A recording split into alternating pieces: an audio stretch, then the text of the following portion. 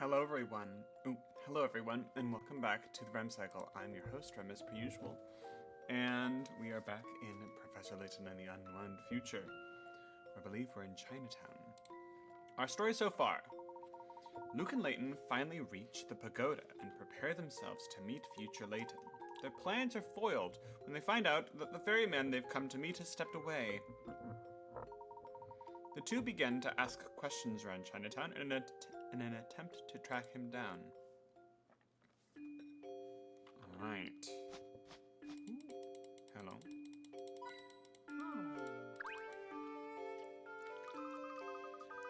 I've met a lot of seedy characters here in London, so it's refreshing to meet some nice people for once.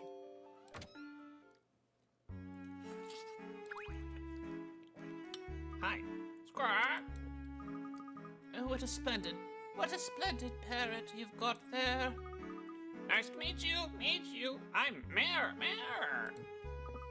Oh, my clever and polite. My name's Myrtle, Mayor. Hello, Myrtle. Nice to meet you. Is this your pet shop? Pet shop? Oh, no, young fellow. This is not a pet shop. It's a meeting place for animals to find their true friends. Are you good friends with Mayor? Sounds like a pet shop. With extra steps. You bet. Oh, I forgot to introduce myself. My name's Luke. Well, it's very nice to meet you, Luke. You and Mayor play nice with each other now, you hear? Get lost, you clown!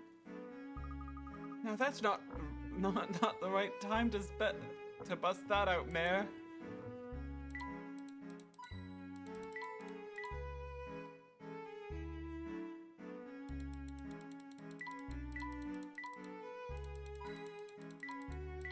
There's a turtle. That's too small of an enclosure for him, unfortunately.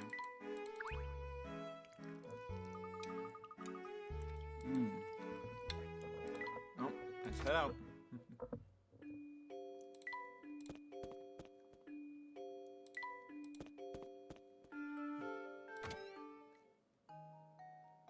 Oh. Tell me, Luke, does anything about this room strike you as familiar? Actually, now that you mention it...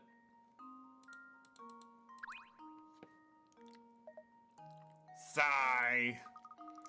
That's an awfully big sigh for such a small bee. What's got you down? Me? Well, you know, even a honeybee like myself gets a little down in the dumps now and then. It must be awfully hard to take care of all those puzzles being, a bee and all. Oh, that? No, that's a piece of cake, kid. My problem is that I'm different from the other bees. No kidding. What's your story anyhow, Beasley? Oh, so you want to hear about me, do you then? Sure, all right. It's a gripping tale of a lonely drone's triumph over adversity. To become a puzzle bee. I'm talking... Gotcha! No! Beasley! That's better. Bugs are so very icky, don't you think? You really can't slap them enough. Oh. Stop doing that! Oh my I goodness. think he's had enough slapping for one day.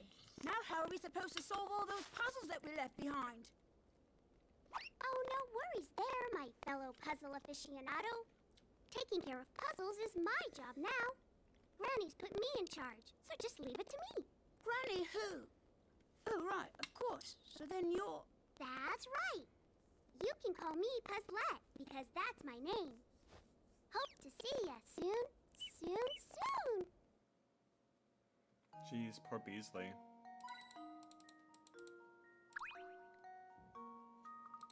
See that tiny house over there? Well, that's the darling little puzzles you have left You should behind. definitely solve them when you get a chance, though. It hurts their feelings if you don't. No unsolved puzzles. You know those puzzles you left unsolved or the ones you just plain forgot? There's no need to worry about them because I give them a They place to all stay. live in that adorable little house over there. Goodness. Well, that was the end of Beasley.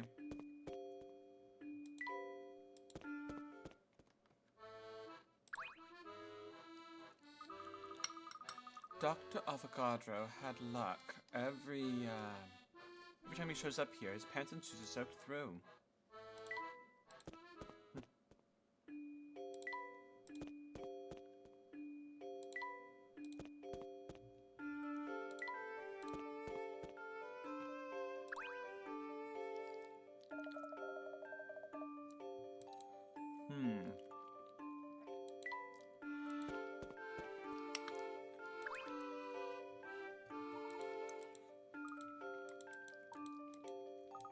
Yep, we've talked to him already.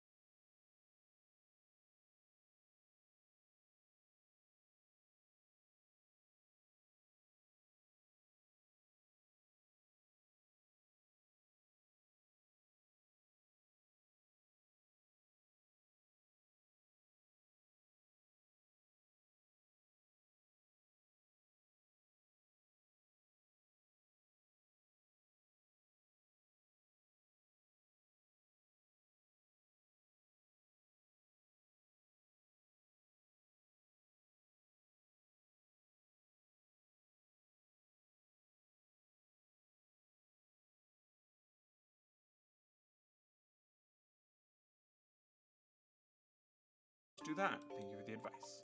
Just a moment. You younger folks are always in a hurry. Here, take this. Ooh. A brochure.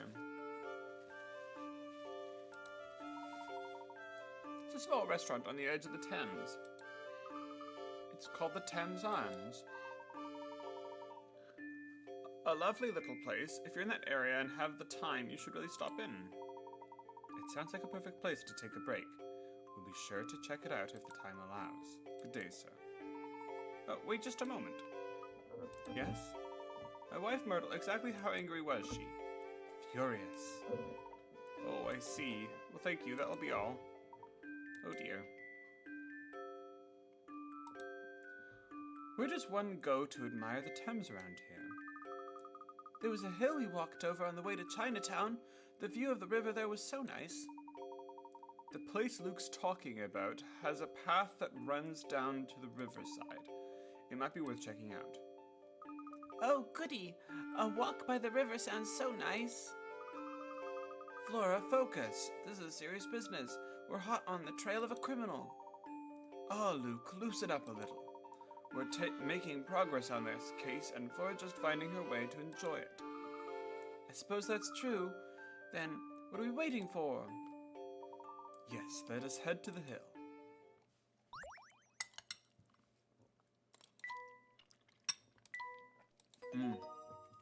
Made a soup today, and it's so good. A meeting by the river.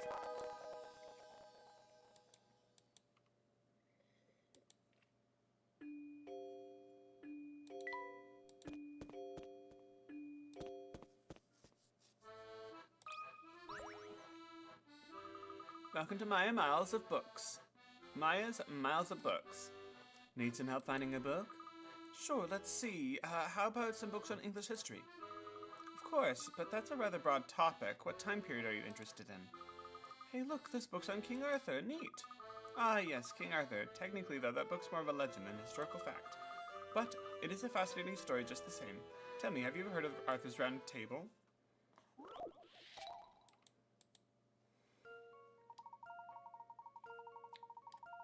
One day, King Arthur invited a number of honored guests to dine at his table of tables. Everyone took their seats at evenly spaced intervals from another.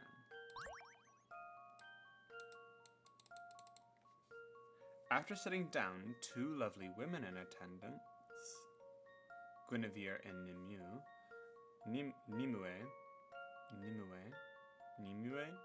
were amused to find that neither of them saw a woman sitting left, right, or directly across the table. What's the minimum number that could be sitting at the table? Okay. So I have the table.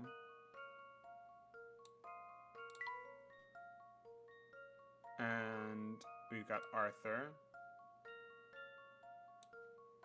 Guinevere, Nimue, if we put another person across, then Guinevere and Nimue will be across, but if we put two men across, then they will not be across or to the left or right, so there has to be 5 people sitting at the table. Here's my answer. I knew it! Correct.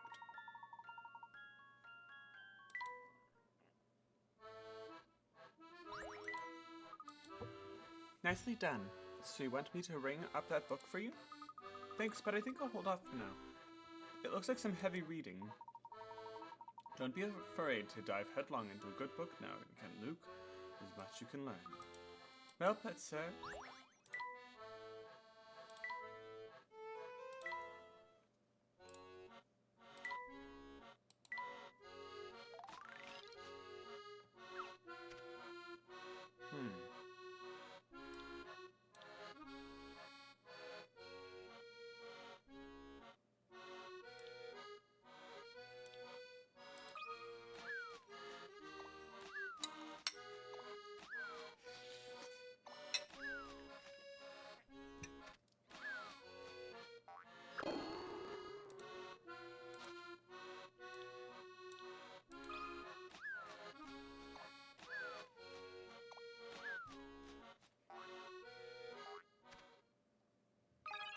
Lovely.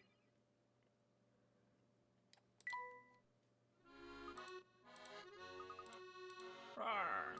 There's nothing like watching contented customers browsing through well-ordered bookshelves. Brooks?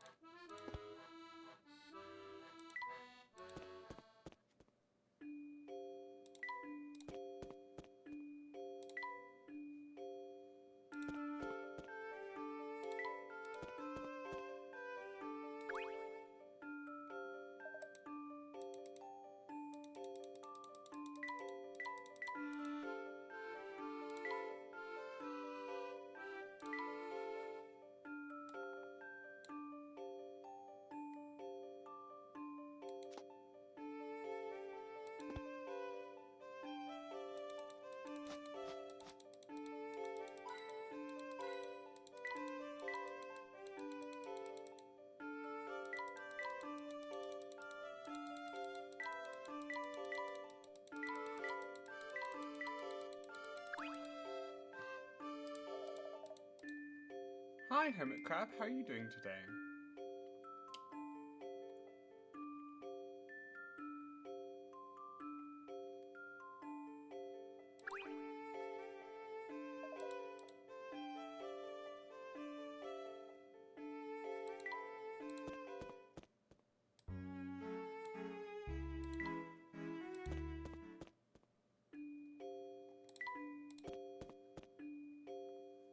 I'm doing well as well. Just enjoying some soup and some wine.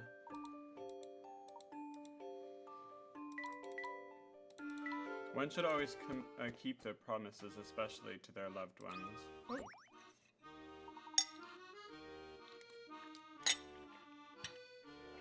Hello again, sir. Ah, why do you keep sneaking up on me? Sorry, it's just that I noticed your pants and shoes are soaked, and so what? I've got wet pants. That's the least of my problems right now. Well, what seems to be the problem? I'm here waiting for a friend, and I think there's been some confusion about our meeting time. Timely arrivals. I think my watch is 5 minutes slow, but it's actually 5 minutes fast. So, if he thinks it's 5 minutes slow, and he thinks it's 5 minutes fast... No, he thinks it's slow. So, he adjusts accordingly.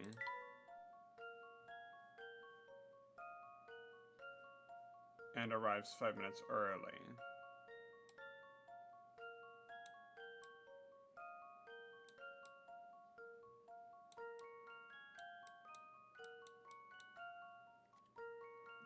But it's actually 5 minutes slow. So it's 5 minutes fast. So he adjusts, so he thinks it's 5 minutes slow. So tries to arrive early, but it's actually 5 minutes faster.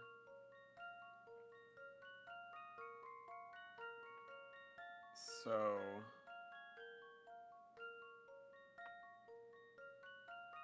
he might arrive 10 minutes early.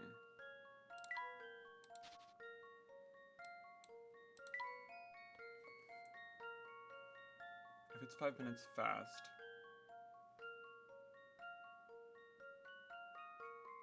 my friend thinks his watch is 5 minutes fast, but it's actually 5 minutes slow.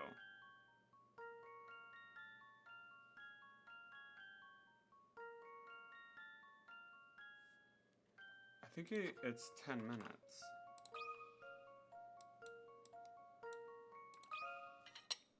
That should do the trick. Oh, it's not.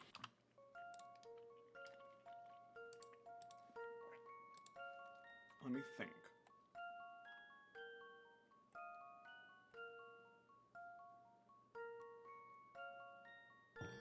Oh no, it's 20. Because they both have a 10-minute difference. That should do the trick. Welcome, welcome, welcome. I hope you like puzzle games, Well, that's because settled. that's what we've been doing for a while. I'm going to be placing all of them onto my YouTube channel once we've finished.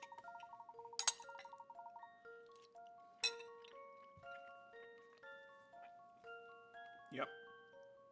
So, he has to arrive 20 minutes before his friend, because he's 10 minutes early, and the friend is 10 minutes late.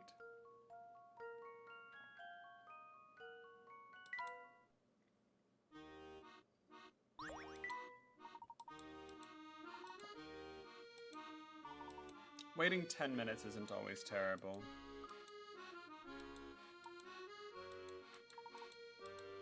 Glad we can be assistance.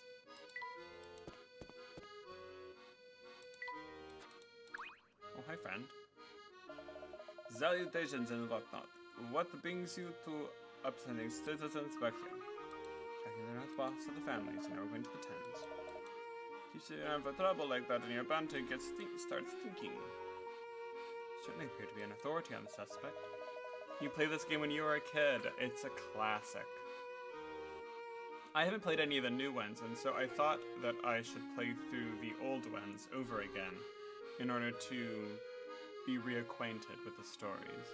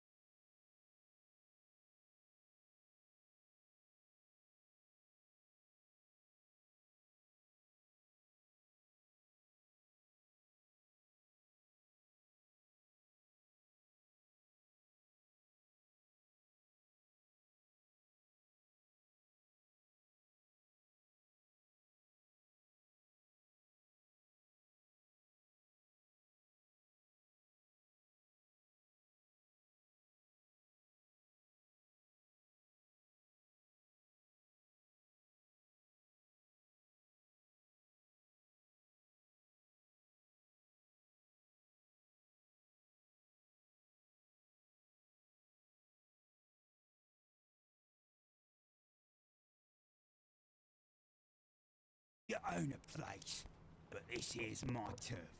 Take one more step and I'll rearrange your kneecaps. Oh dear. Sorry, Mr. Rabbit. I didn't mean to. Mr. Rabbit? Ah, please. What storybook you get that from? The name's subject free, okay? Yikes. And don't get any stupid ideas about us being friends just because you know my name now. He's not friendly. Of course not, Mr. Subject 3. I didn't mean to impose, but we really do need to pass through here. Those puny ears of yours don't hear too well, do they, boy? I thought I made it clear that this is my turf. But we just... Ah, shut your trap.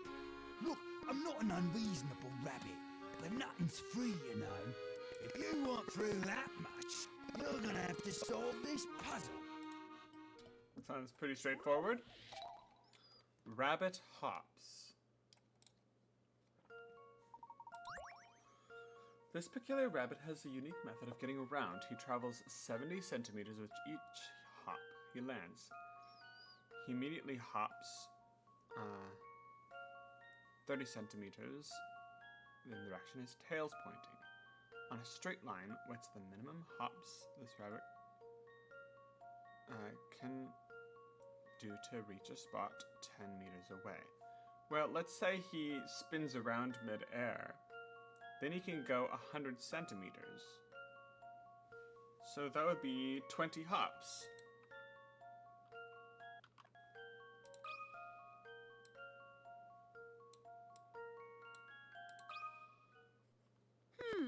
How about this?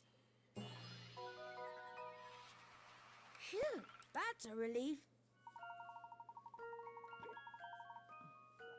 Yep. He spins around.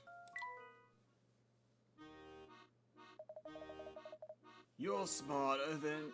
You're one of them smarter humans I've met. I'll give you that. So what exactly is your story, Mr. Subject 3? You want to know more about this old hare, do you? Well, get your hanky ready, 'cause my tail's a real tear-jerker. Okay. I was born in the mean streets of London and separated from my parents at an early age. I would never see them again. That's generally pretty common for rabbits, actually. It wasn't long before I was kidnapped and sold as a lab animal. I thought it couldn't get any worse. I was wrong. The research facility I was taken to was the most miserable place on Earth. It was there that the whitecoats started calling me Subject 3. That's a peculiar name. Yeah, that's because it wasn't so much a name as an ID. I was a test subject, not a cuddly pet. There was a Subject 1 and a Subject 2 there, but who knows what happened to them. I don't mean to stir up painful memories, but you said you were a test subject, so... You want to know about the test they did on me? Just thinking about it makes my fur stand on end. Well, this was one of their favourite routines. They'd throw me in a room and cut the lights. There'd be a loud noise like nails on a blackboard. Next thing I know, I'm in a totally different room. Even now, I've no idea what they were doing. That sounds awful. Have you two worked everything out? Did you hear Subject 3's terrible story? Apparently, he was forced to be a test subject in a whole bunch of weird science experiments. Our friend here carries a heavy burden on his shoulders. Poor little fellow. Poor little fellow? Spare me your pity. Life is hard, kid, and I've had it harder than most. But none of it really matters. The sooner you stop expecting good things to happen, the better off you'll be. What kind of attitude is that? You're free now, and you've got your whole life ahead of you. Ah, so now you're gonna tell me how to live my life, huh? Jeez. Go on then, get out of my face before I bite the lot of you!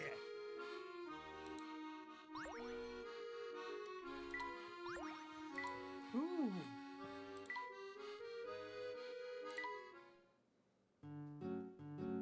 Carrot Patch.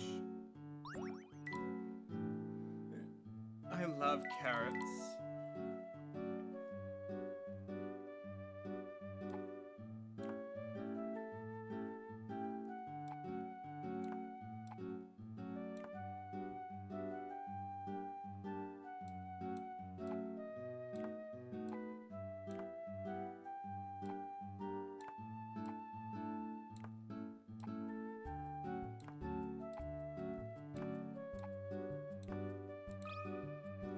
pretty straightforward and fun.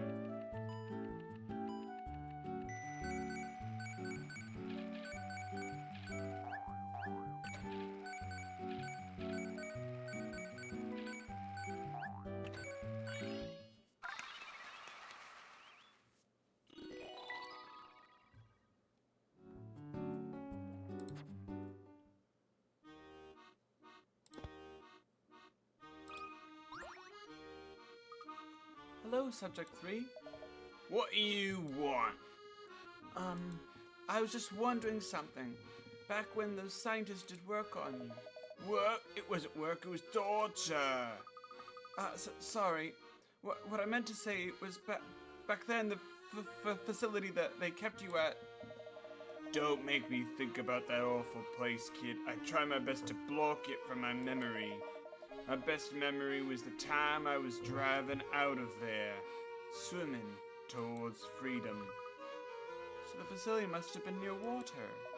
Yeah, I remember the puzzle. I thought up while I swam those freezing waters. Wow, you must have been one heck of a multitasker to do that.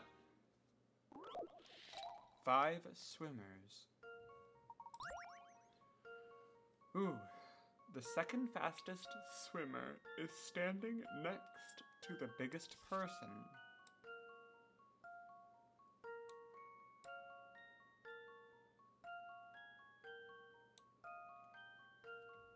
I may have the biggest body, but I'm certainly not the fastest.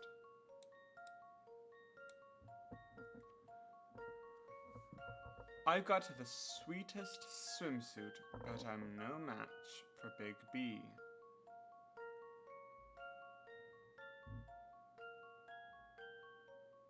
So, he's just saying he's not the fastest.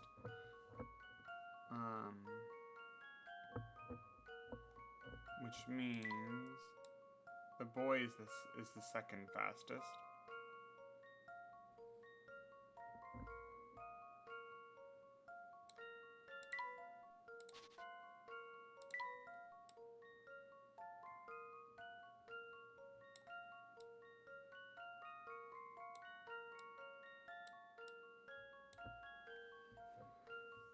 I'm the smallest, but I'll finish 4th.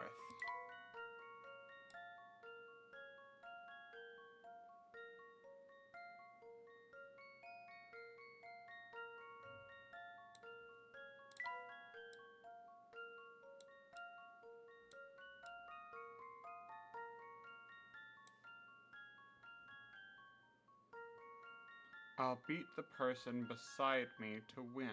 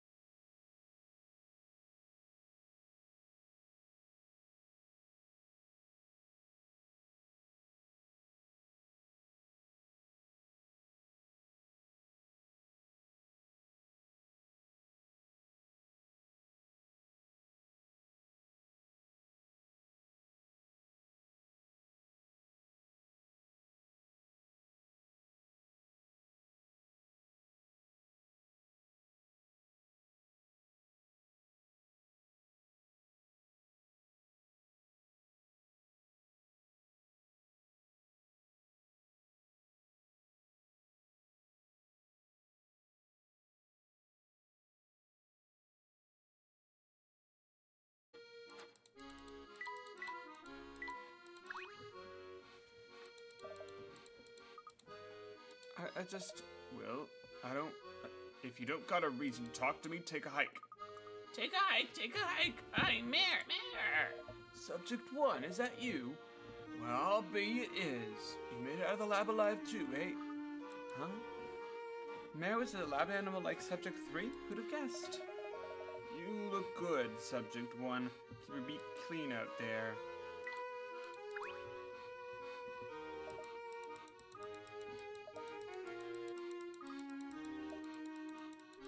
It's just a dupe.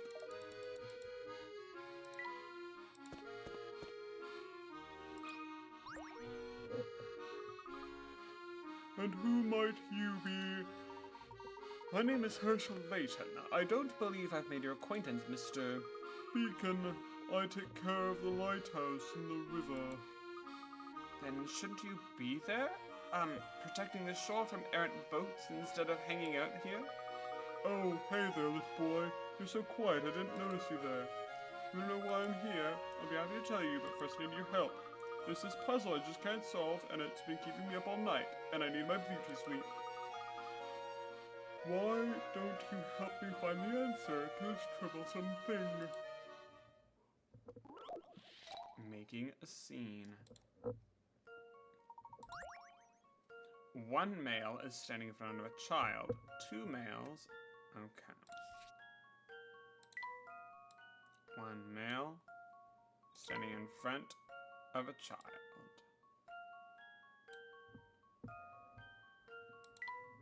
One male. Two males are standing behind a female.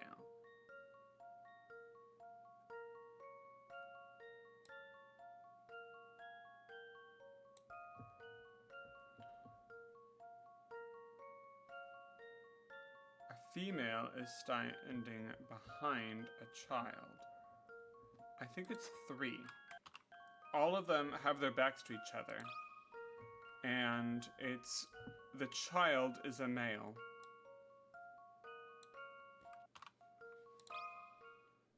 That should do the trick. Well, that's settled.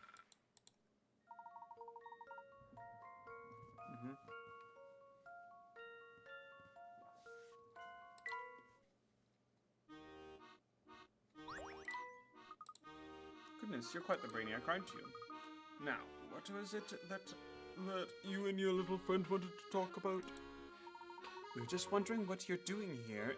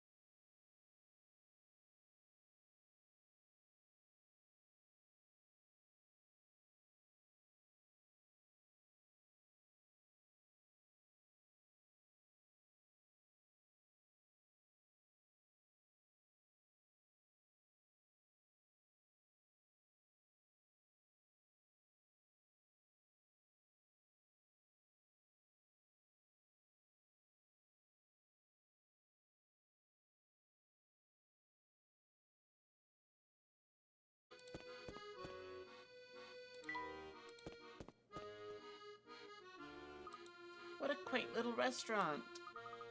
It's called the Thames Arms. It's called the Thames Arms. Well, the Thames Arms appears to be open. Let's say we step inside and have a look around.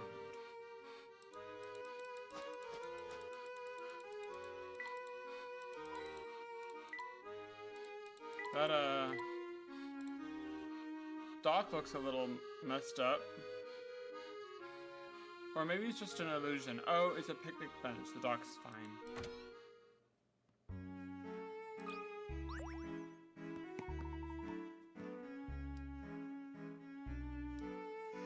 Gentlemen, lady, welcome to the Thames Arms. Good afternoon, sir. We were here to search of the acquaintance who might have come by today. As you can see, business is rather slow. One regular came in earlier, but he left just a few minutes ago. I see. This regular didn't happen to come from Chinatown, did he? Forgive me, but it doesn't seem right to give out that kind of information without his consent. Of course, I understand your concern. However, this information could be vital in ensuring the safety of London. It's quite the claim to make. What about this? If you can help me with the problem I'm having, perhaps I can help you with yours.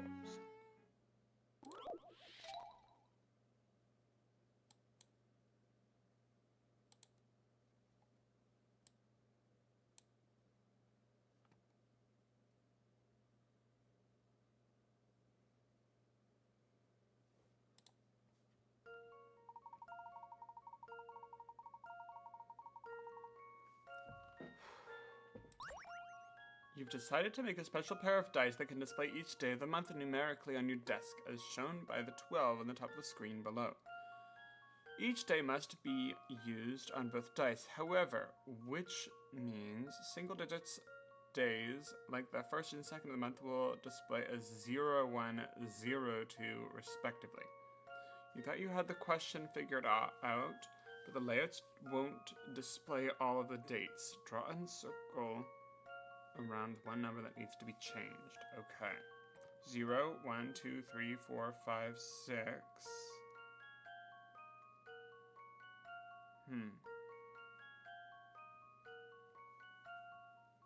So we're looking for another in order to make a 0. Another 0. 1, 2, 3, 4, 5, 6.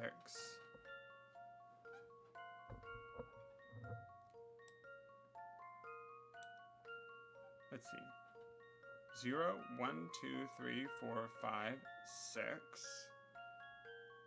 0, 7, 8, 9.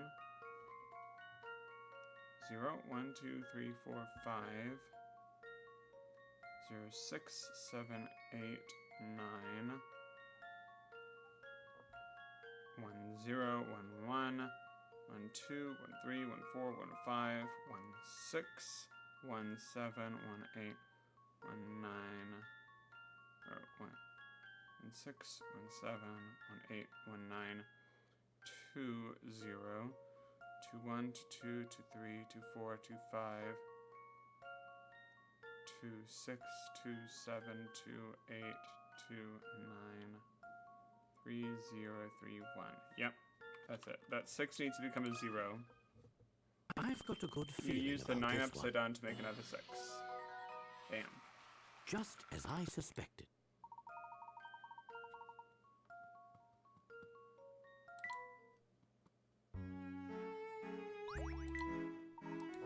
Excellent, your help is much appreciated. Now that we've solved your problem, can you tell us about the man who was here earlier? Deal's the deal. That customer who came earlier is what some might call a bit of an odd duck. Every time he comes in, he's wearing something different. Maybe he thinks I won't recognize him. So he disguises himself? He tries to, at any rate. He told me that he can't afford to be spotted in public, so he always wears different clothes. And this man hails from Chinatown. That's right. He says he comes here to unwind. His routine pretty much is the same every time.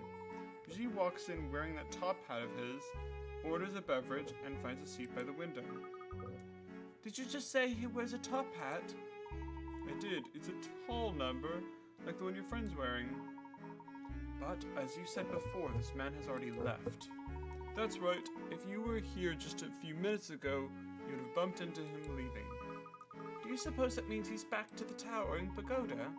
That's a good possibility. Why don't we go confirm our suspicions? That's a good idea. Let's go.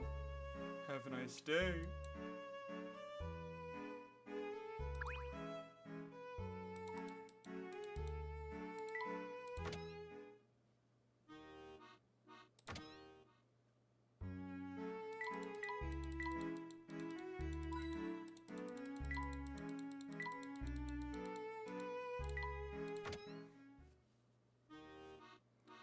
Oh, Barton. Hi there, Barton. Fancy seeing you here. Oh, hello, Luke. I've been traveling on foot around here to get information, but all that walking has gotten me in the mood for a snack. So that's why you're peeking through the restaurant window. Yes, I confess, what a lovely wobbly jelly caught my eye. Do hunger me a favor and keep my little break a secret from the inspector, please. Wouldn't dream of reporting you, good man. But now that you mention it, where is the inspector? He's been consulting a series of exhaustive interviews with everyone he meets in town. Once he finds a useful source, he really knows how to wring out every last detail. I bet.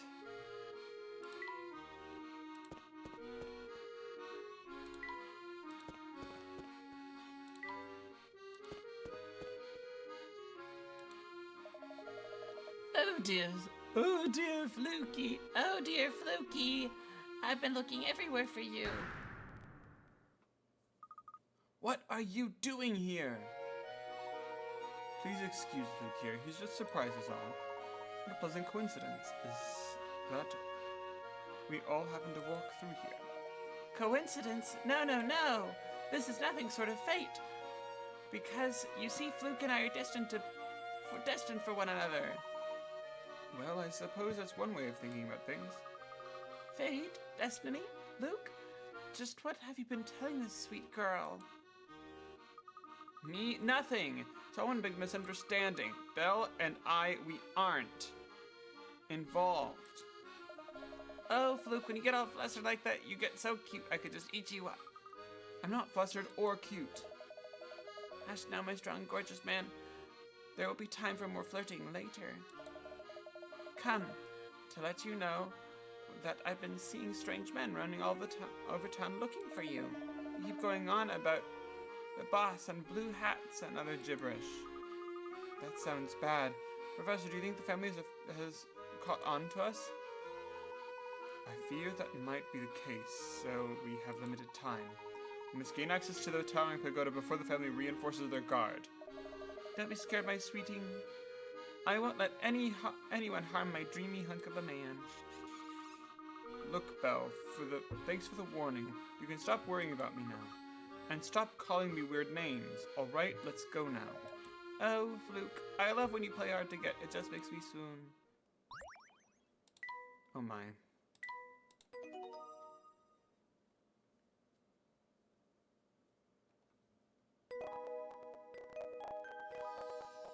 We'll be right back. I'm gonna go grab a coffee.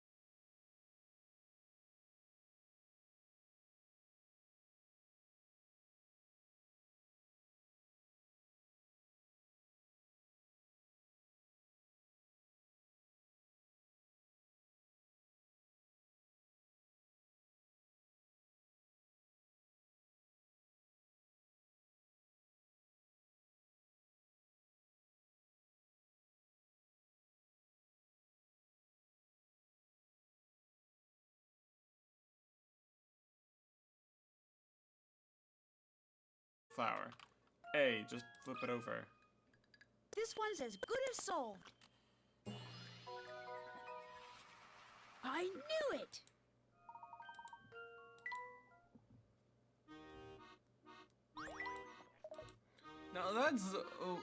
Now that's out of the way, I suppose you'll be heading to the pagoda, eh? What yourselves out there, you hear?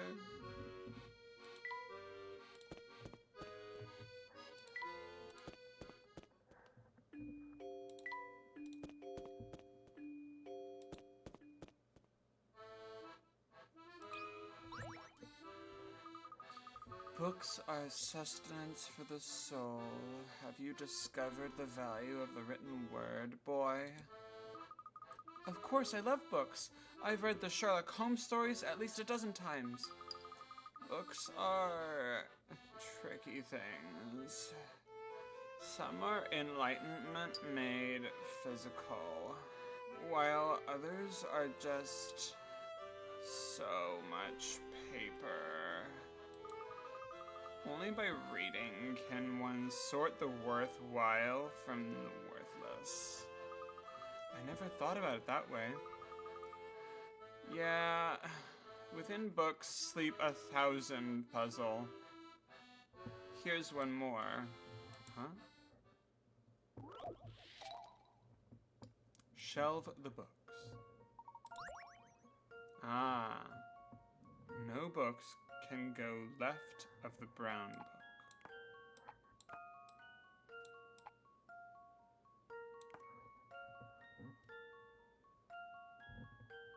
Only the blue book can touch the brown book.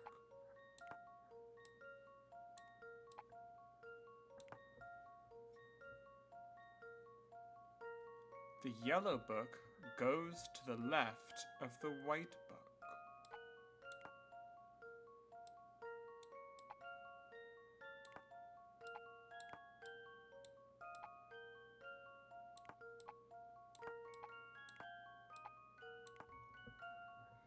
The blue book must touch the purple book.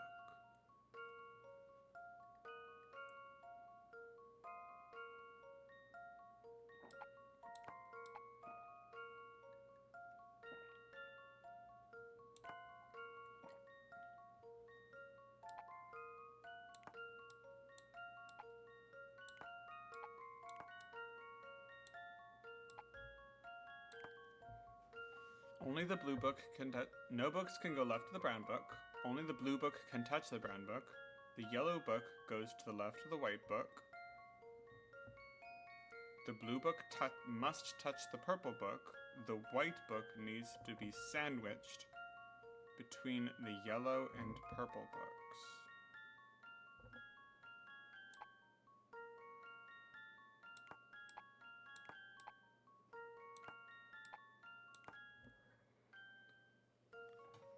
The yellow book goes to the left of the white book. The white book needs to be sandwiched between the yellow and purple books and not touch any others. An empty space big enough for one book must be left. Be the next left to the yellow book. Okay, yeah. How about this? No puzzle can stop Layton's apprentice.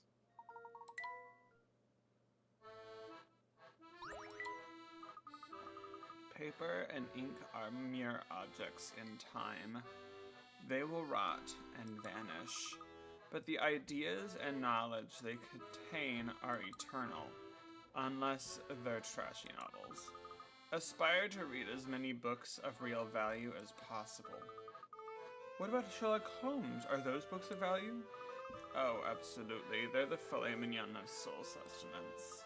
Yay!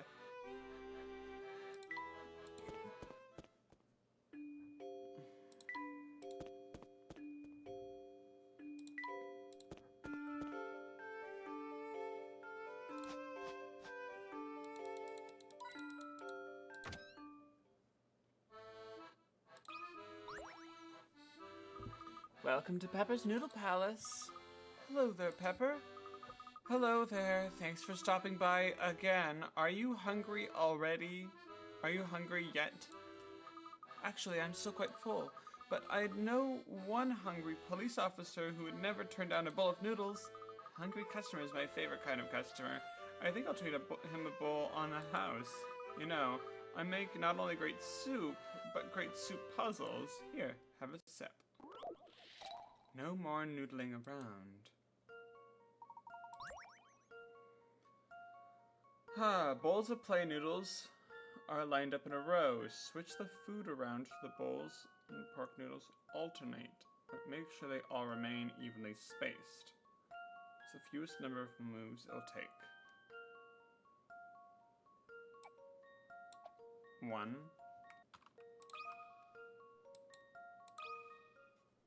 This one's as good as solved. I knew it!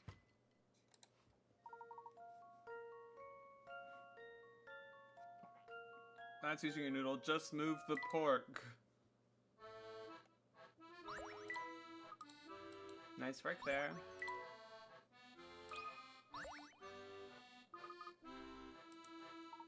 Hello there, Barton. How goes your investigation with the inspector? I was just taking a break to, reflect on the case the inspector and I were on the other day. I see. Well, what exactly happened on the case? We had to chase a subject across the river, but I can't remember how long it took. Crossing the river. 4 police officers are attempting to chase a criminal across the river. However, their boat can only hold 2 people at a time. First trip across takes 1 minute. But since the rower gets tired, the second crossing takes 2 minutes.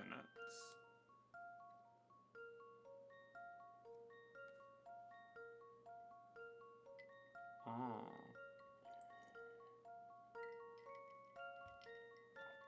Okay. And there are 4 police officers.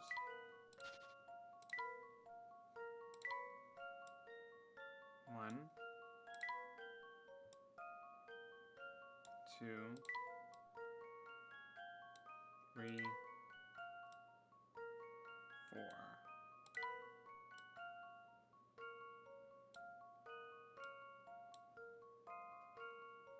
One minute. Red in tow and blue rowing. Blue stays.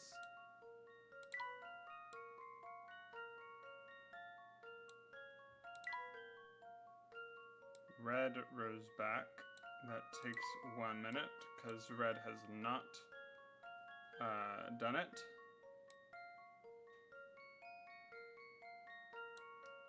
This takes 1 minute.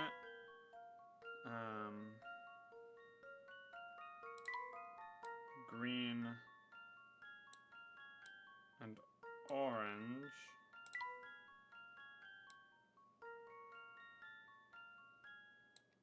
Go across.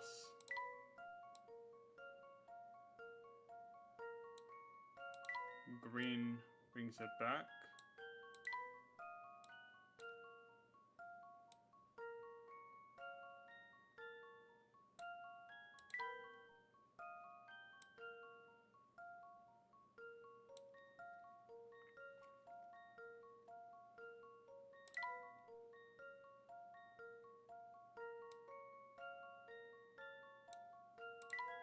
Red and green. Red took a bit to break.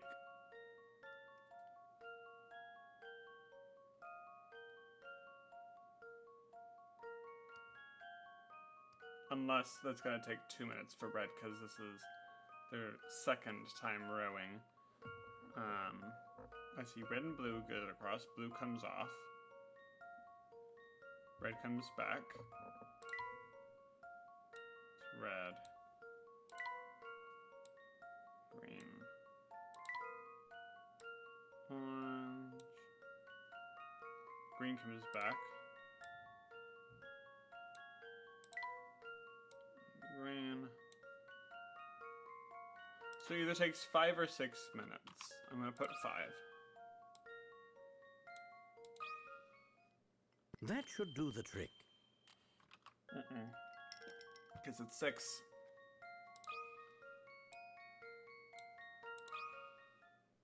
That should do the trick. Yeah, because the red one had to do it Just as I 2 suspected. rounds. A rows, B, A and B, A rows, B across. B rows back, picks up C, C rows across. Now A and B and C are across the river. One of them has to row back and get D, which takes over and crosses. Yep.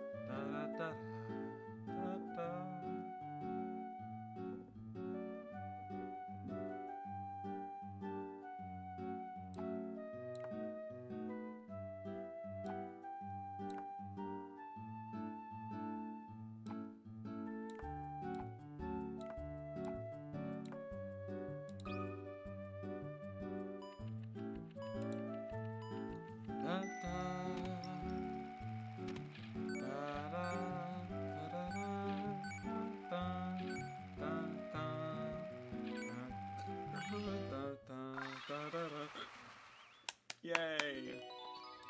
Jeez, I'm all hiccups. Oh my goodness. Okay.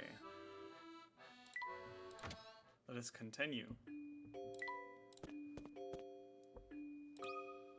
Hello, sir. Back again, we see. We heard that Mr. Layton have returned. That's true. That being the case, I assume you'll let us through. Fine, I have no objections. Well, that's not entirely true. There's one issue left. When the boss got back, he told me to not let anyone through unless they solve this riddle. The impassable gate. Ah, okay. This one looks really hard.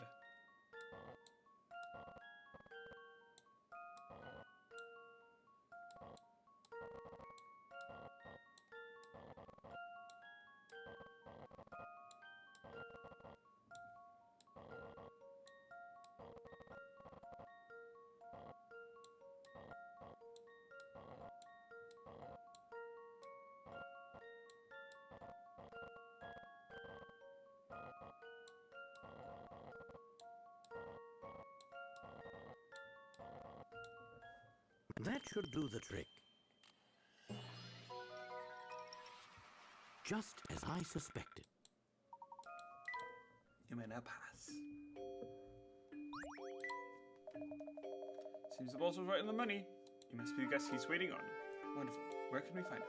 Head down the street to the pagoda. I wouldn't keep him waiting if I were you.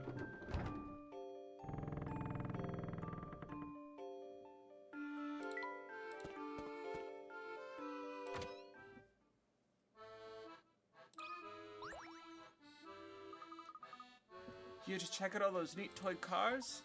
Toy cars? Please, those are for babies. That's strange. I could have sworn I saw you playing with one of those cars just a few minutes ago. I believe your exact words were, vroom, vroom, wee. Darn it, Checker. Can't you see I'm trying to look cool here? Sorry, Dylan. You're one of my best customers, so I hope you never grow out of toy cars. Well, they are really fun. Agreed. I just wish Checker would go around letting everyone know I like him. It's hard to look cool when he does that, but speaking of cars, I've got a riddle for you. Sam's allowance.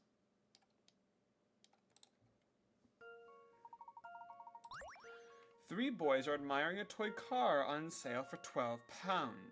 If Pete and I pooled our allowances, we could buy this car together in 2 weeks.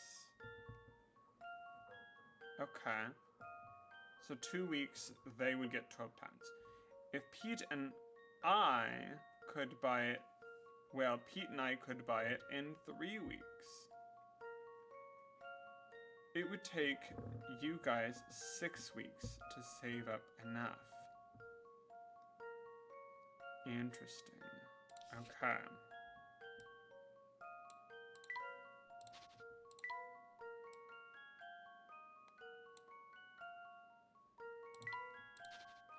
But Jeff, S, and P.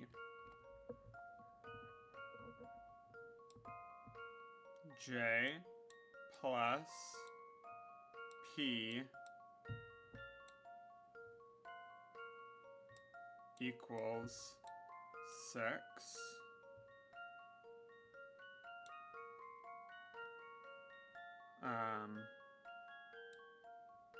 S plus P equals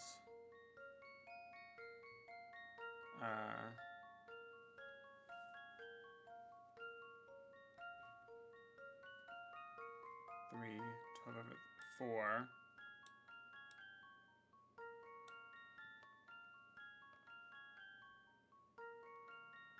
J plus S equals 2.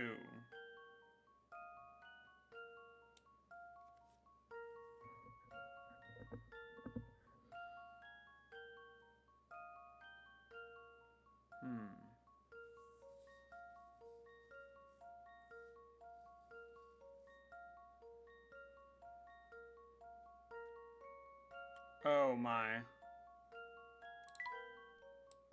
S equals 0. J S equals 0. J equals 2. P equals 4. Sam gets nothing for his allowance. Here's my answer. No puzzle can stop Layton's apprentice. Yep. You hit the nail on the head. 0 pounds is correct. Sam doesn't get an allowance. For the record, Jeff has 2 pounds per week and Pete has 4.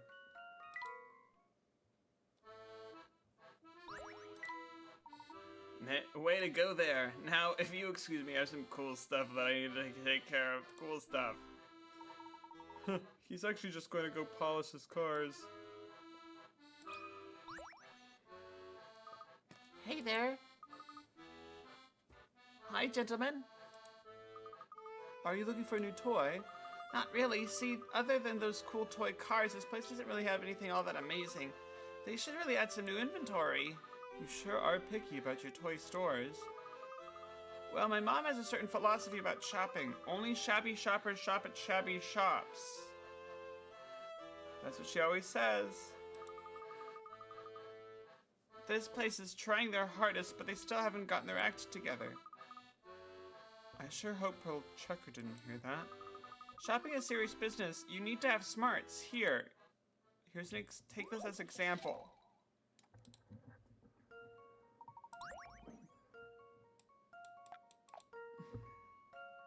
This shop only sells 3 different items for 1, 2, or 3 pounds. If you buy 2 of the same item, you can buy a third of that item at half price. Ah.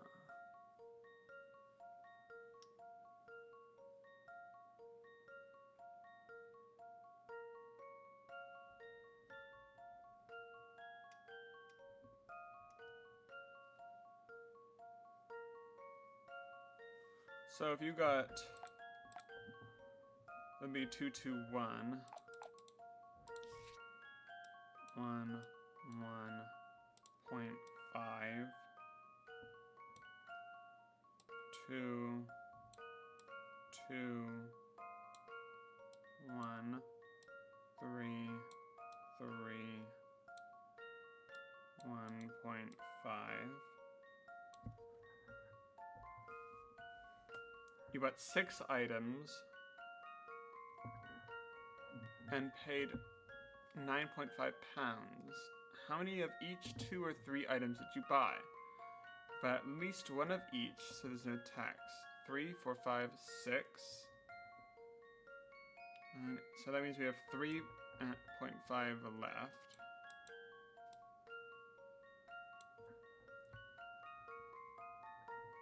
And we need to get 3 more items.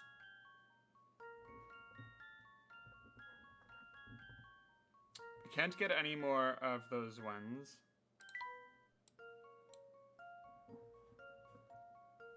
With our 3.5 pounds. Let's see.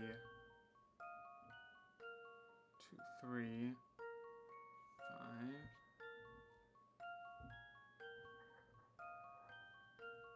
One, 2, 3 and a half. 3, 4, 5, 6, 7, 8, 9 and a half. Here's my answer. No puzzle can stop Layton's apprentice. Yep.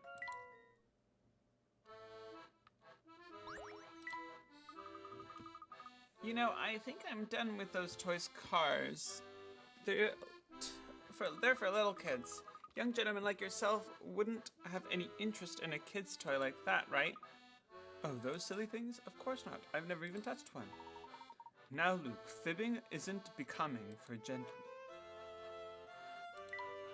She's just trying to get the toy off of your hands.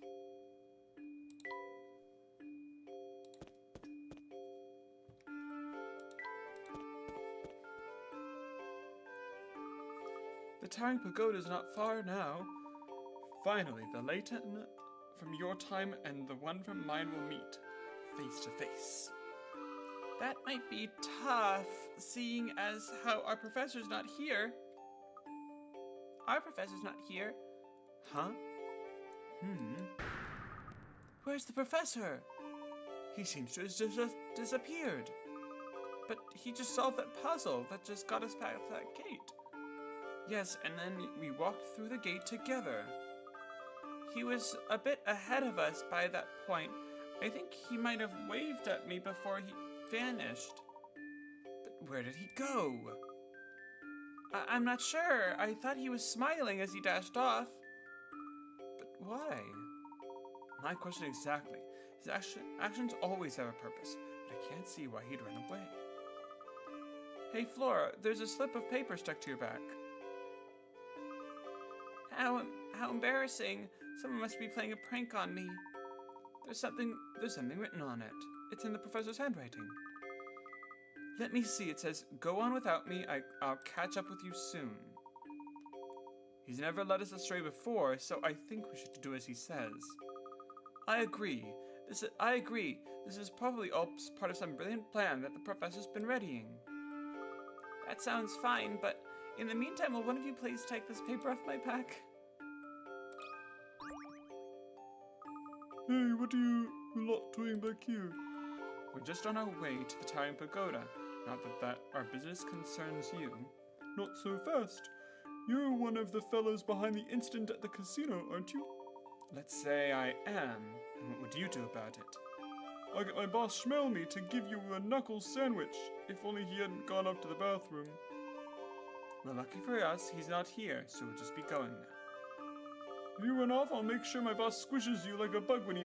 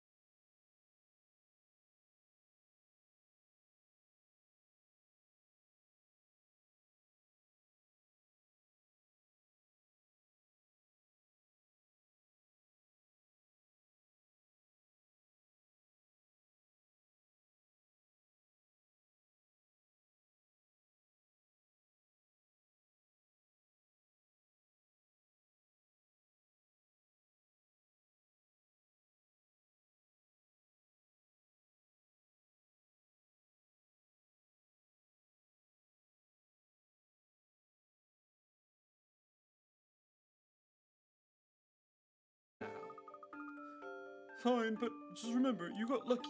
If my buddy were here, you'd be the one getting bossed around right now. Are you finished? This isn't over. Mark my words, I'll get you yours.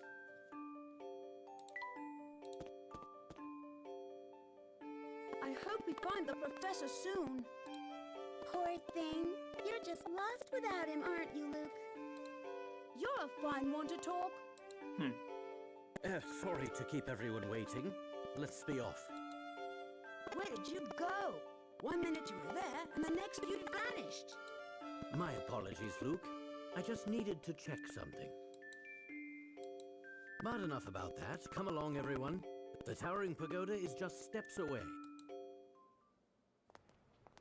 Ooh, cutscene. At last, we're here. And somewhere up there is the future Professor Layton. Perhaps, and perhaps It reminds me of the Tower of I Ganon. suspect this whole affair From may Wind be Waker. more complex than we originally thought. Yes. Oh?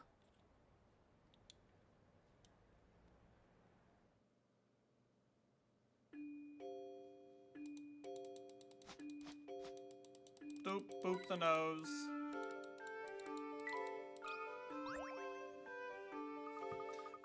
I suppose it would be too much to expect the door to just be open. Let's see, the eyes of the dragon seem to be a key for unlocking the door. Sounds like a puzzle. Let me handle it, Professor. I'll have the door open before you know it. Eye of the dragon.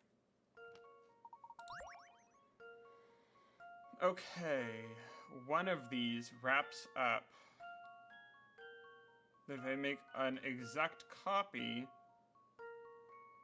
and fold it together.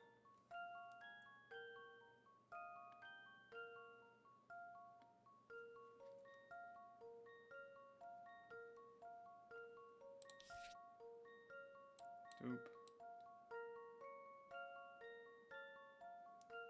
Doop. Doop. Doop. Doop.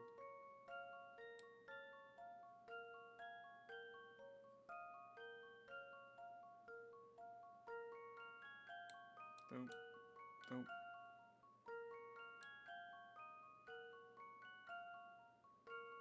Doop.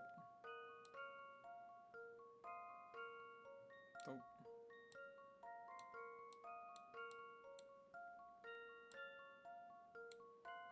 Doop. Okay. Doop. Doop.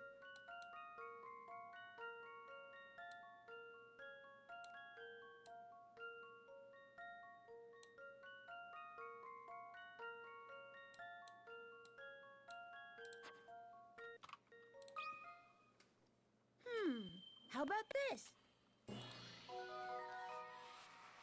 Phew, that's a relief.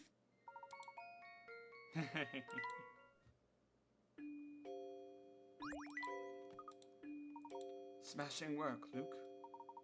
There's no time to celebrate, you two. Let's head in.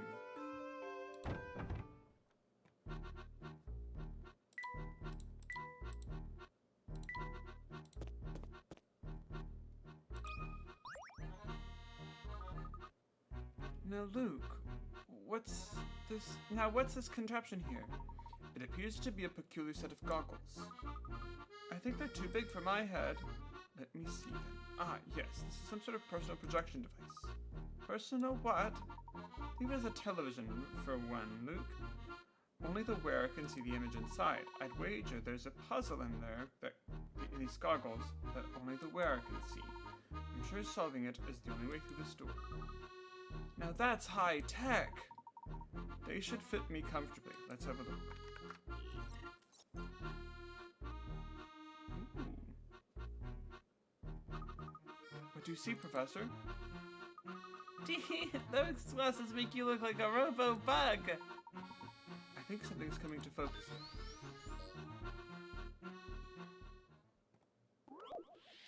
Strange glasses.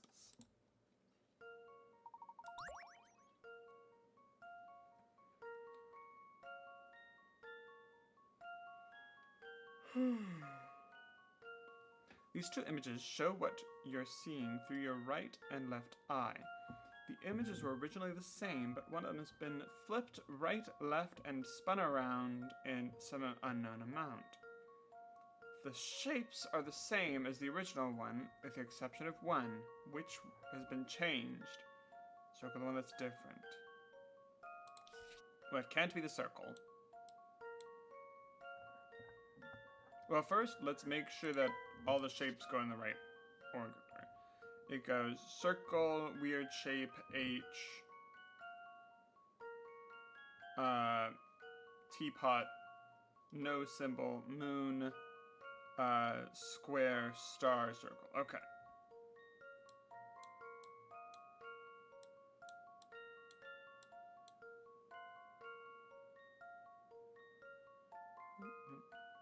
Can't be any of those symmetrical ones.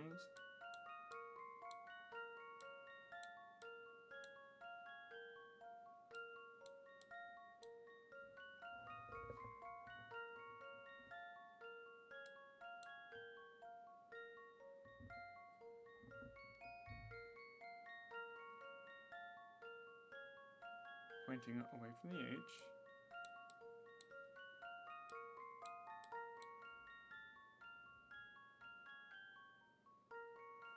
It's G. This bar goes flat. This is crooked.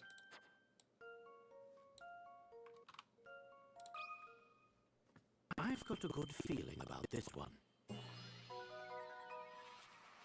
Few things satisfy like a puzzle solved.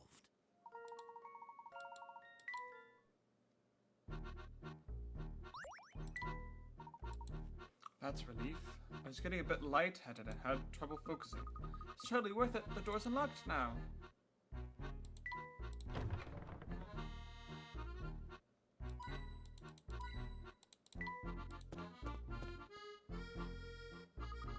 What a gloomy place.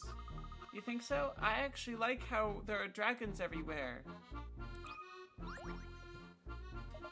So you're the scoundrel who bullied my poor underling. That's gonna cost you, lad? Look who went crying to his boss. I've never seen such bravery. Quite you. That's what I was supposed... What was I supposed to do back there? I was outnumbered. There. And I understand that you're a small fellow, and you knew you had no chance of stopping us. So, you got your big lug of a boss to do the dirty work for you. Sling all the insults you like, boy. Believe me, if the boss allowed violence in the pagoda, I'd have pounded you one already. Since I can't do that, I'll sock you one vicious puzzle. Would you like me to take care of this one, Luke? Don't trouble yourself with this riffraff, Professor. I can handle what he's dishing out.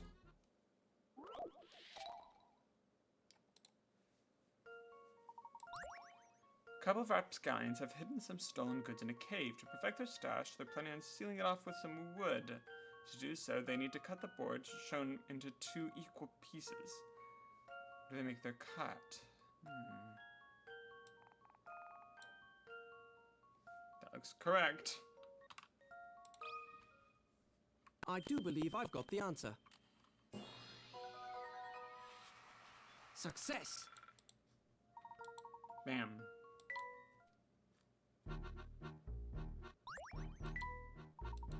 So much for that.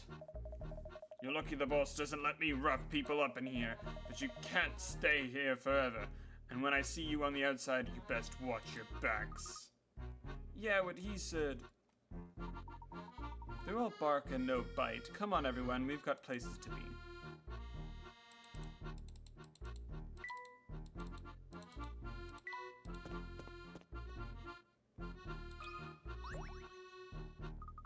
This room's covered in mirrors. Strange, isn't it?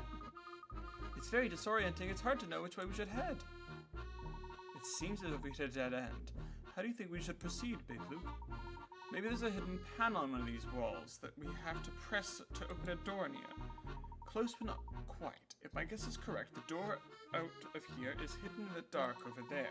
We can't just rush in headlong into the dark. There's no telling what traps could be set in there. Ah, now I see what you're getting at. Are you saying this room's a puzzle? That's right, Luke. I'm about to solve our way out of here. Mirror maze. 16 circular rooms are arranged in a square below.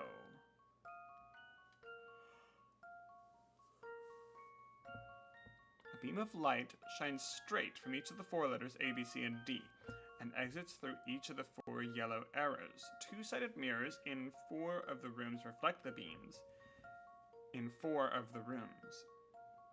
Each beam passes through the number of rooms listed below its letter. Okay. 1, 2, 3, 4, 5. So that has to go there. 1, 2, 3, 4.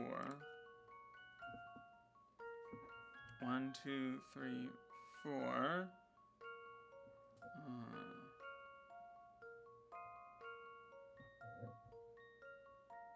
1, 2, 3, 4, 5, 6, 7, 8. 1, 2, 3, 4, 5. 1, 2, 3, 4.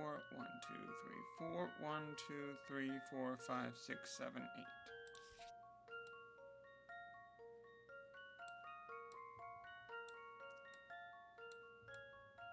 Bam.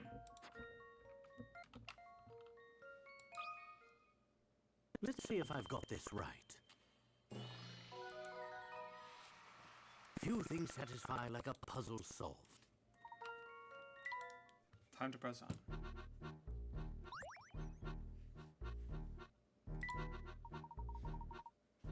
Seems my theory is right on the money. This way, everyone.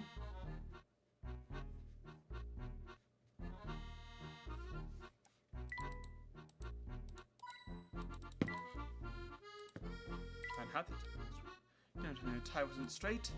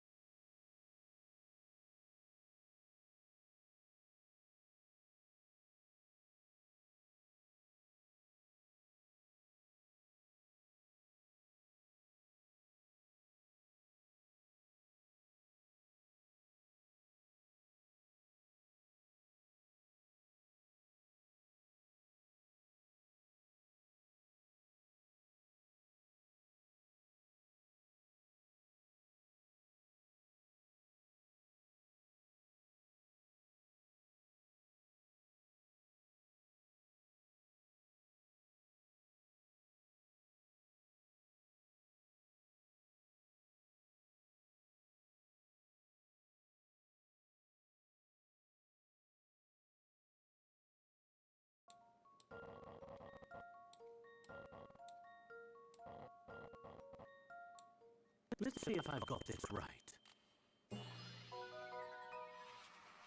Few things satisfy like a puzzle solved. Oh, I moved the boulder to the other side.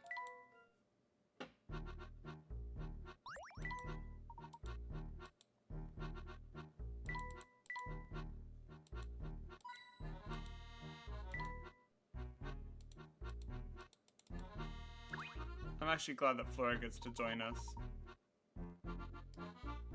Alright, stand back. I'm going to open the door.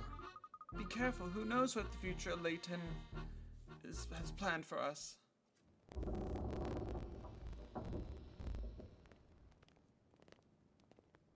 Excuse me, you there!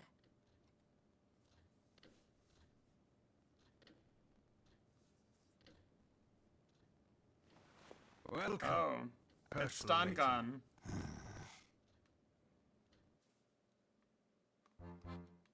I demand an explanation. Are you really Professor Layton?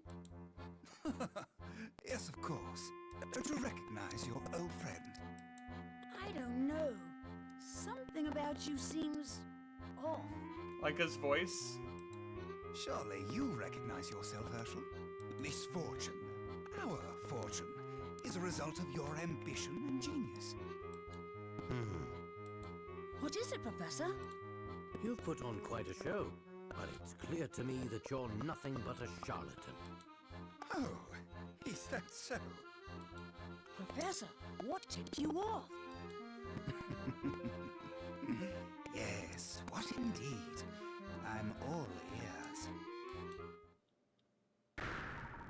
You, sir, are a fraud, and I intend to expose you for the impostor you are. Fascinating. Do continue. Luke, would you be so kind as to solve a quick puzzle for me?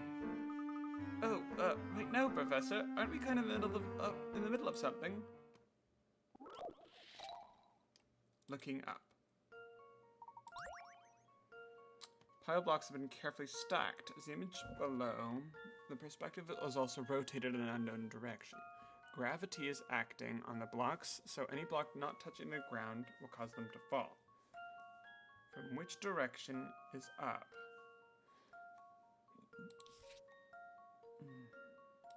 Gravity. Gravity. Gravity.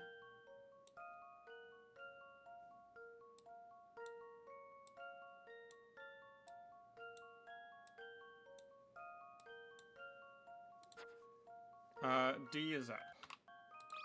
Because A is down. Here's my answer. No puzzle can stop Layton's apprentice.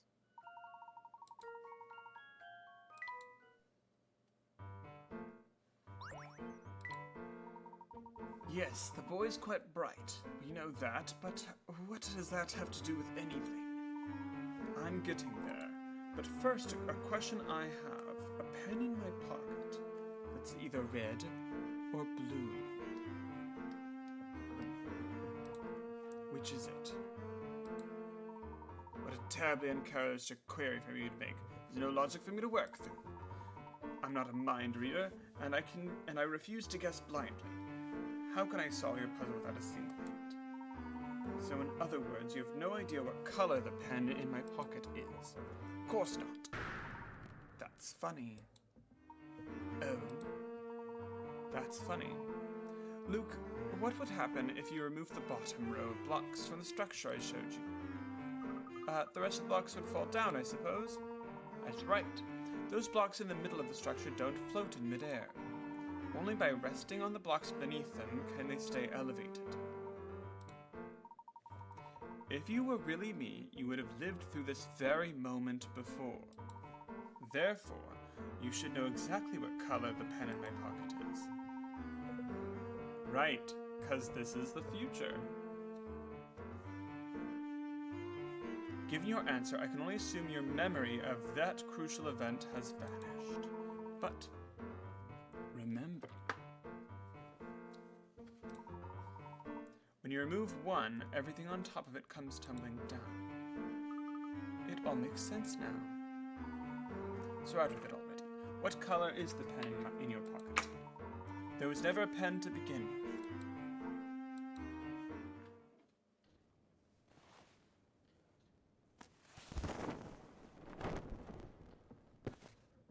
I had a feeling you were behind this, Dr. Stun Gun. Or, should I say, Dimitri Allen? An impressive deduction. Does anything ever get past you, Herschel? Dimitri Allen was wearing 2 roses. He was wearing a white rose on the Leighton costume and a red rose on his white suit. Who wears 2 flowers at the same time? That's very silly. Be right back.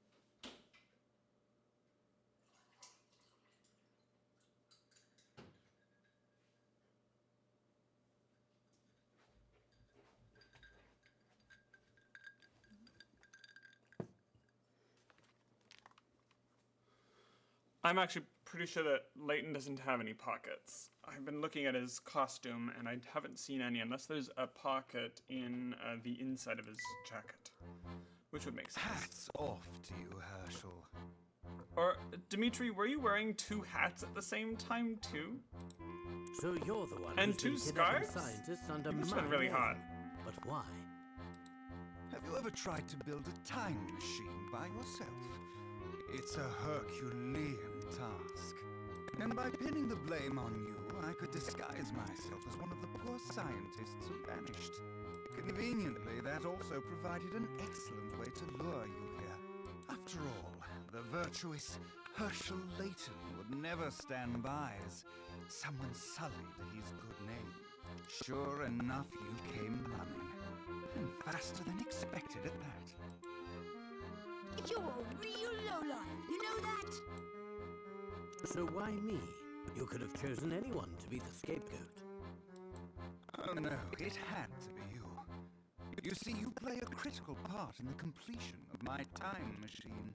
Or rather, your memories do. What do you mean? What are you saying? The best part is that I've already got what I need from you. Of course. So Strange that strange device. device. Finally catching on, eh? Those glasses you put on were a cognitive capture unit of my own design. In layman's terms, a memory recorder.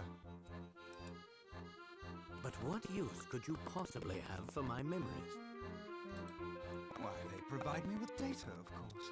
Your memories contain all the information I need to recreate that fateful day's experiment. Which day? The day I lost everything that mattered to me. I still don't understand what you're getting at. I'd imagine you know quite a bit about loss yourself, Herschel. Think, man. I'm talking about Claire. Claire. As you know, time travel is based on movement through wormholes. One end of the wormhole is anchored in the present.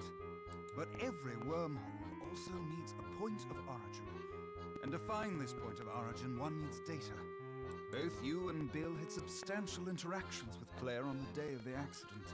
Using your memories of those interactions, I will triangulate the point right before her death. Of course, finding a wormhole's point of origin is no easy task. If my calculations were even the slightest bit off, I could be trapped forever. Then why take the risk? What do you stand to gain? Everything. You see, like you, Herschel, I loved Claire. This is an interesting So conversation. You intended to travel back through time and see. Surely you wouldn't stop me. After all, haven't you wished for this yourself? Nothing can excuse the kidnapping of all those scientists. Not even this, Dimitri. You disappoint me. I had hoped a rational man like yourself would understand that the ends justify the means. I don't see it that way. Then what's your next move? Turn me into the police? I'd like to see you try. You're mistaken in thinking I came here to report you to the authorities. I'm here to put an end to the schemes of the man who dragged my good name through the dirt. Ha! That's a lovely sentiment, Herschel. But you seem to have forgotten one key detail. Tanglegood is my stronghold, and that means you're on my turf. I have more than enough men here to overpower you. Look here. This 18th century relief illustrates our situation perfectly. It displays two warring factions of 5 troops. The stairs indicate the strength of each troop. Your side is more or less accurately represented by the red and mine by the gray. It should be fairly clear to you who the victor will be. The gray side has more powerful troops, there's no way red could win. Exactly. Your apprentice has a good head on his shoulder, Herschel. Personally, I think it's a bit premature to praise him in this case, Dimitri. From what I can see, our troops wouldn't lose the fight, provided one battle is fought one-on-one. Provided the battle is fought one-on-one. It sounds to me like you simply don't wish to admit defeat. You believe it possible, prove it.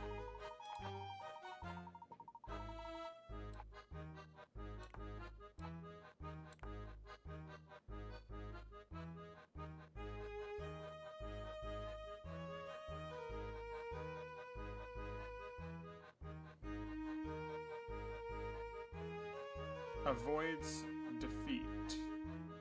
We just tried to avoid a defeat.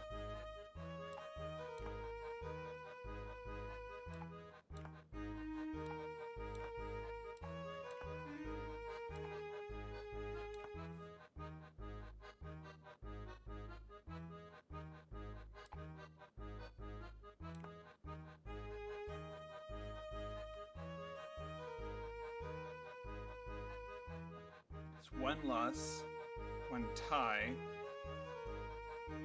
one loss, one win,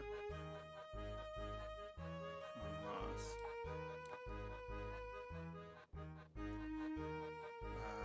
2 losses, 2 wins, 1 tie.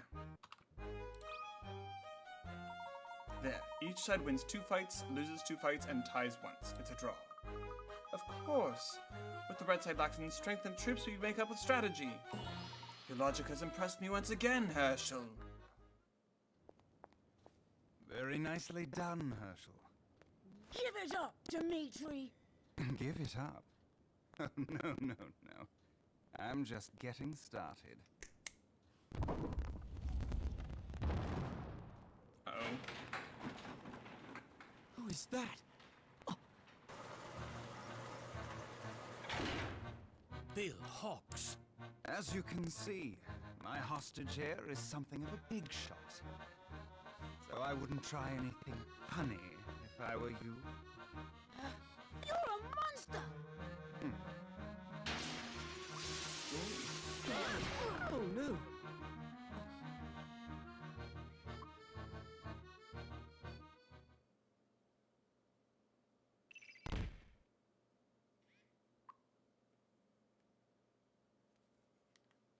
Well, we found Bill Hawks. Oh no, we're trapped! I hate to disappoint you, but it seems you've failed to ensnare the genuine article. Professor? How'd you get there? Just what is going on here? Why are there 2 of you? If you remember, Dimitri Allen is the one who brought up Claire, not Herschel. And Herschel didn't mention anything about his feelings.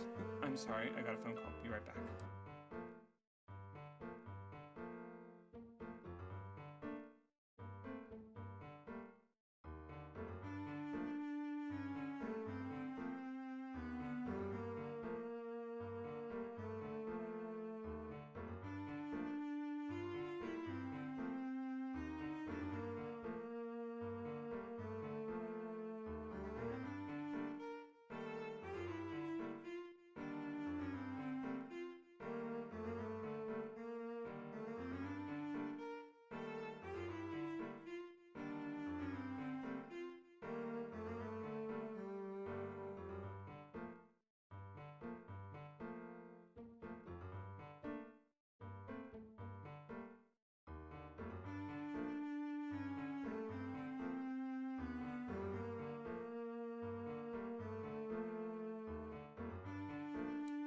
I'm back. Sorry, just to make sure computer was turned on. Just what's going on? Why are there two of you? Oh, I guess this is where we're gonna say hi to our reoccurring super duper friend, Which one is the Master real of professor? Disguise.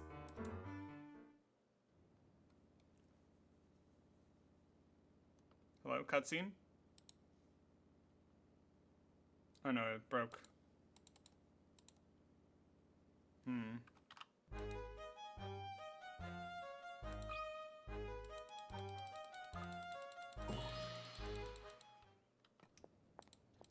Very nicely done, Herschel. Give it up, Dimitri! Give it up. No, no, no. I'm just getting started.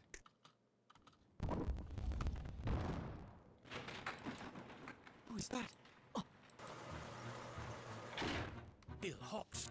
As you can see, my hostage here is something of a big shot. Though I wouldn't try anything funny if I were you.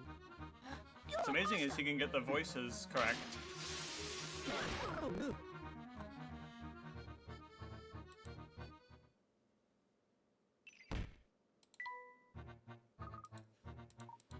Hi. Just what it.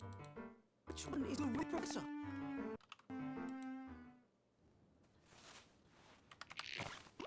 Yay! It's Don Paolo! Paolo? If he's in here, Then where's the real professor? How does he fit that big body in a Leighton suit? Look, the shoulders are completely different. Don Paolo is is truly a getting master far of too complicated. disguise. Yeah, what's going on? Take note, Luke. A true gentleman never plays his ace in the hole until absolutely necessary. Hey, Leighton, here's an idea for you. Why don't you quit it with the lectures and get me out of here? Can do. Help us, Professor! Be patient, Luke. I just need to find a way past this lock. That also means that Dimitri Allen does not have the professor's memories. But he does have Don Paolo's memories, which actually might be much scarier because Don Paolo is an engineering mastermind. The cell door will open if you simply press the right button. Here's how to find it. Think of the buttons as squares in a grid. From wherever you start, move from one to another. Star means go left, a moon means go right. A sun means go down, and a drop of water means go up. There's only one button you can start from and reach all of the others. Okay.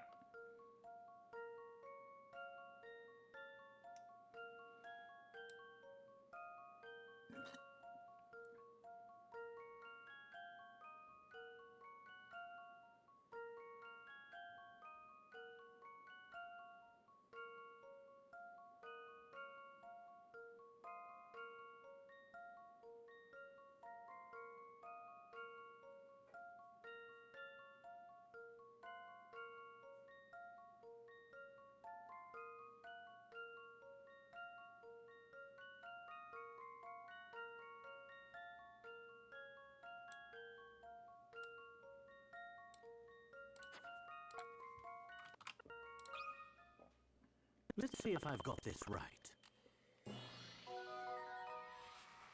Well, that's settled.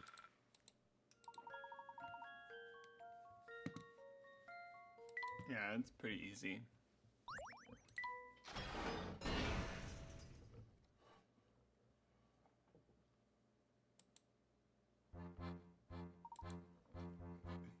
It would seem the tables have turned on you, Dimitri. Given your penchant for logical thinking, I'd say you're deluded about the current situation. Look around you. In case you haven't noticed, you're deep within the family's headquarters. I need only say the word and my men will come rushing to my aid. You underestimate me, Dimitri. Do you think I'd be so naive as to set foot on your base without a plan of my own? Meaning? This building is fascinating in its own complexity. I saw plenty of spots where one might conceal a trap or the like. On my way here, I set up a few diversions of my own. Call for your henchmen if you like. I imagine most of them will have their hands full for at least a few more minutes. Clever, Herschel. Very clever. Come on, boss. We got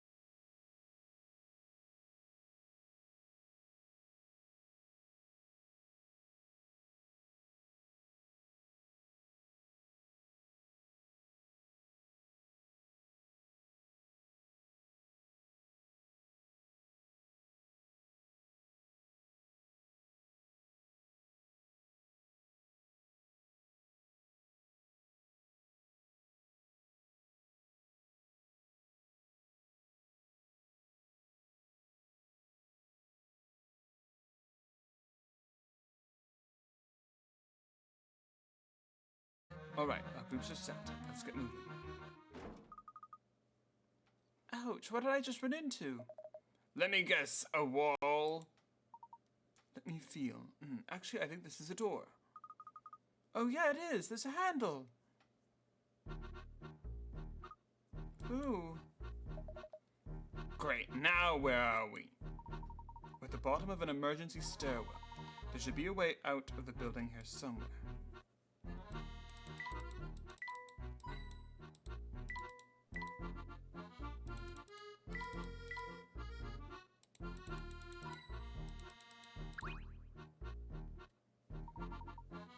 The door should take us outside. And look at that, we made it out. The family is bound to have men in the vicinity. We need to put some distance between us and the pagoda. I still don't understand why Don Paolo's here. Can someone please explain that to me? Always with the questions. Won't you put a lid on it for a few minutes, you brat? I most certainly will not. Honestly, you two, would you please stop bickering? You're on the same side. And while I'm getting things off my chest, why the heck did I have to play the decoy who gets caught? Because you're the decoy. Come now, Paul. It wasn't that bad. Your role was certainly the more exciting one. Professor, you still haven't explained what happened back there. I knew we'd be monitored from the moment we stepped foot inside the pagoda. So I wanted to make sure we had at least one trick up our collective sleeve. Don Paolo, master of deception and disguise, seemed like the perfect man to employ for the task. You two are friends? That's the first I've heard of this. Oh, come on. All enemies are friends. That's classic storytelling. An enemy can't exist without an enemy. Rivalry can't exist. That's friendship. Gosh, even a person you hate is sometimes a better reason to get out of bed than having a person that you care about. Ha! Don't get it confused, kid. I'm no friend of his. We both want answers to the same questions. So we decided to work together. That's all. Where did this start? Tell me, Luke, when we visited Dr. Schrader, did anything he said strike you as strange? No, not really. It was his greeting called you that made Little me Luke. suspicious. Huh? Who's that? Oh, it's you, Herschel. And little Luke. Sure, I remember it. But He didn't seem terribly surprised to see little Luke, did he? Yeah, unless he had of Alzheimer's course. or something. In the future, I'm not a kid anymore. But the doctor didn't even notice. Precisely. Mm-hmm. That means Dr. Schrader was... Don Paolo in disguise. Don Paolo in disguise, yes. So you knew he was a fake before he even said 4 sentences. Wow, you're good, Professor. That planted the seed of doubt, though I didn't confirm my suspicion just a seed until of much doubt. later. Did Don Paolo pose as anyone else? Mm-hmm. Yes, he did a bit of spying on us as Dean Del Mona when we met him last. From the moment I laid eyes on him, it was obvious we were dealing with an imposter. Amazing. How did you know? Because Dean Delmona's obviously wearing a toupee, and toupees don't turn white. His white hair gave it away. But white hair seems perfectly natural on a man his age. Not if he wears a wig. Obviously He let me wearing in a on his wig. secret It's some time obvious. ago. He's been bald for ages. Don Paolo mistakenly selected a white wig to show how much Dean Del Mona had aged.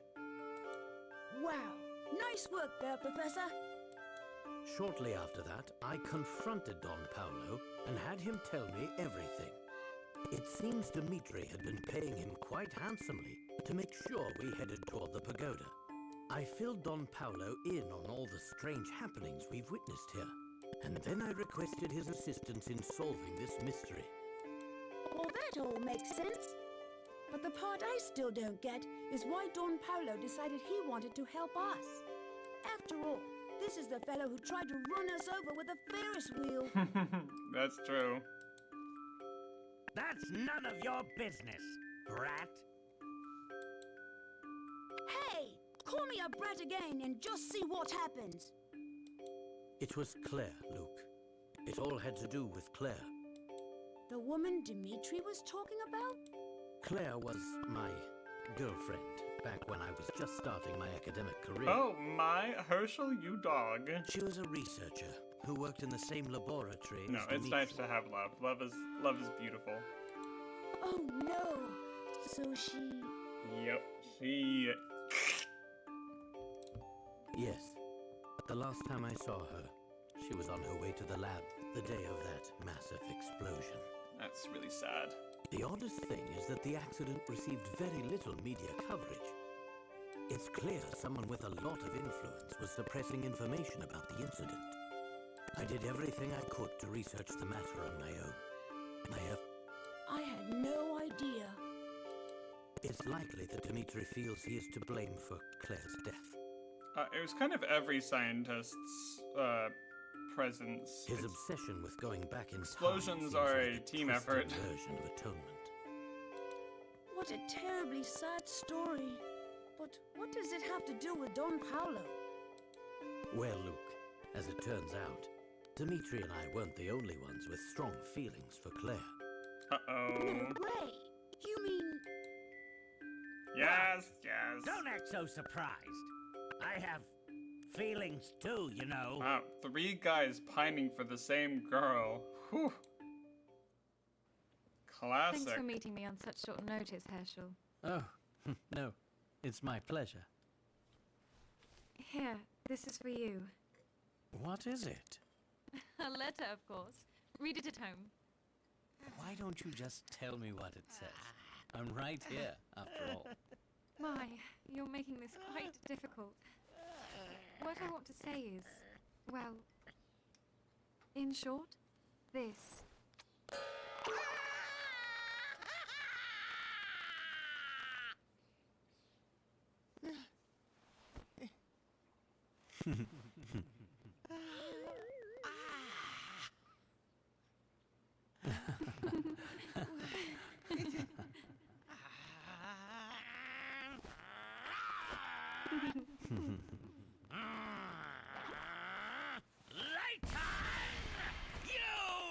You will pay for this someday! What was that? Huh? That's a...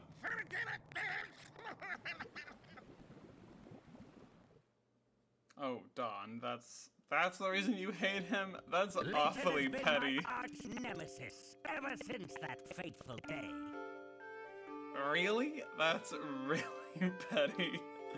But it's okay to have feelings, even petty ones. Jeez. Oh, Don Paolo. I see. Yes, though it's worth mentioning that I had no inkling of Paul's crush until he told me himself. He was in the year above me at university. Imagine my surprise when I learned that Don Paolo was none other than my old classmate, Paul. I had no idea you'd been through so much.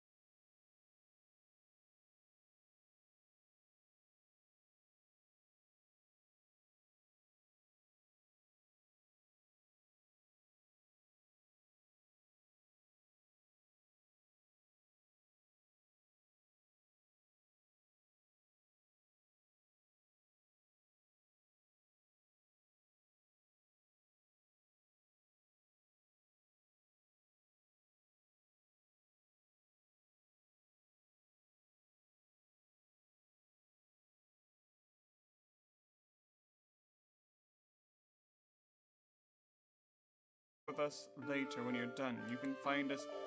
Can it, Layton? I'm not a fool. I know where to find you.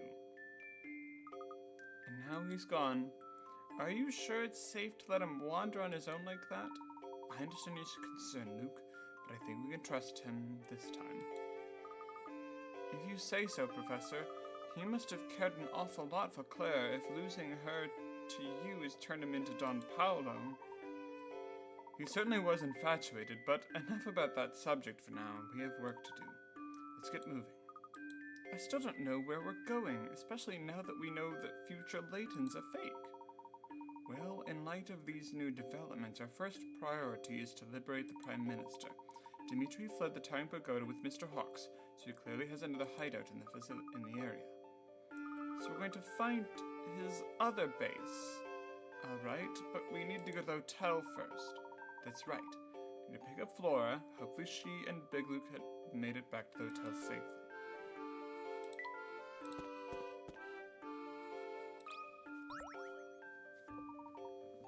What was he thinking?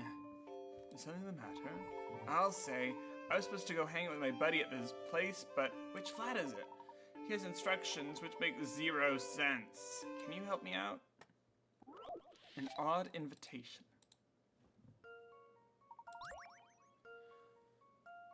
Friend sent you an invitation to come and visit. The wording of his letter was odd. First, knock on a door, then knock on the door below it. And the door below that. So one of these ones. Knock, knock, knock. Now knock on the door right of that one. Finally, knock on the next door to the right.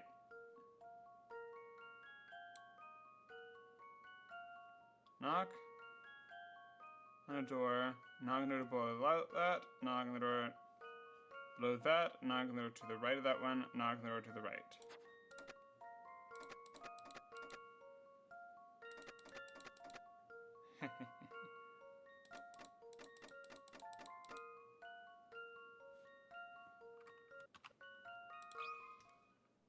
That should do the trick. Just as I suspected.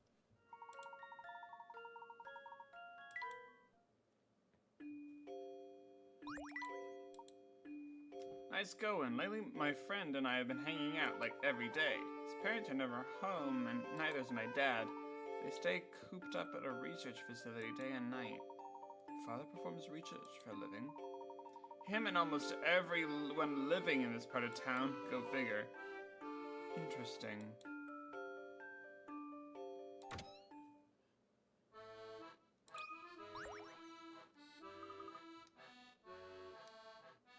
Good day, gentlemen. Hello. Am I glad to see you? What seems to be the trouble? Well, I'm kind of stuck. What do you mean by that? I've got this puzzle, and it's been putting me through the ringer. A puzzle, you say? Well, you're looking the right way. Oh, good. See, it's about this one thing that happened with my dad's research. Lost number.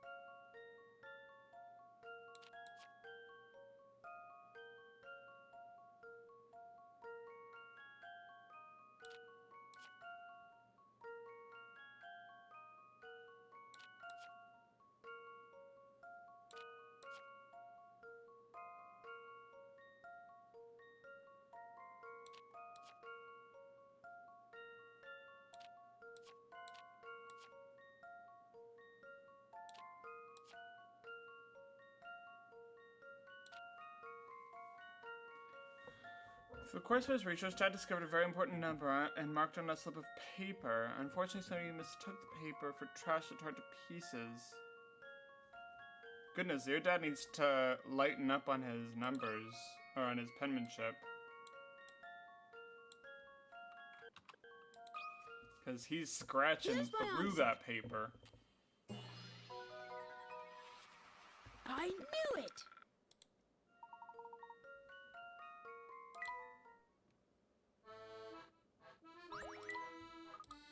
Wow, thanks for helping me out.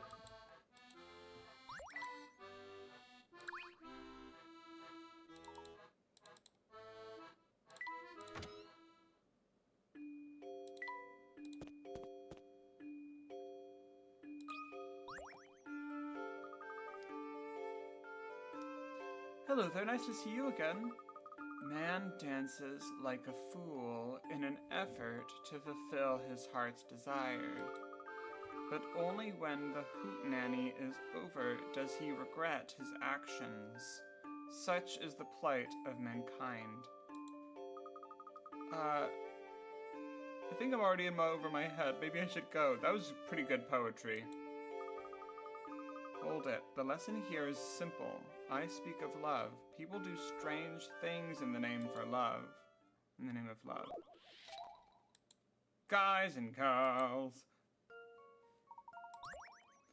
4 shy couples are depicted below by red and blue symbols. They would all like to meet up with their respective partners for a date without running into anybody else. Please connect them. Ah, classic.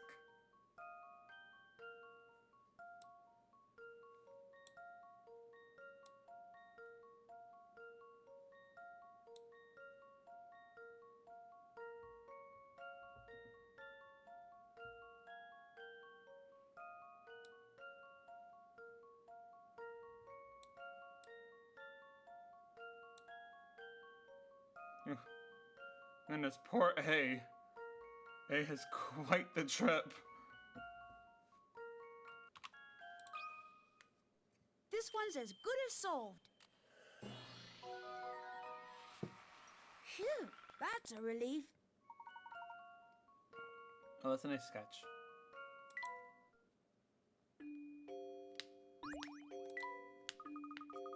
Love is a beautiful thing, but it can also be cruel. You must never hurt those you care for. That sounds like a good advice to me.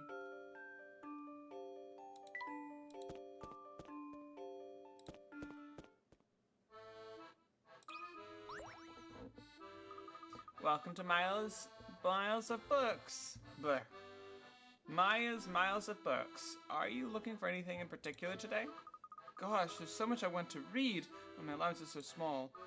That's a story I know all too well. As a child, I could rarely afford all the books I wanted to read. Money's tight, you can always go read at the library, or work at a bookstore. Don't you think encouraging customers to read at the library might be bad for business? Perhaps, but if it gets more people interested in reading, I'm all for it. That's true. If it gets more people interested in reading, perhaps when they have the funds, they'll think about your bookstore because they saw you as their source of inspiration. I like your enthusiasm. Say, all this talk of money and books just reminded me of something. Balance your books. That's an old term. You recently bought several rare books at a used bookstore. The total you paid for before was £99. The image below shows the shelf you purchased your books from.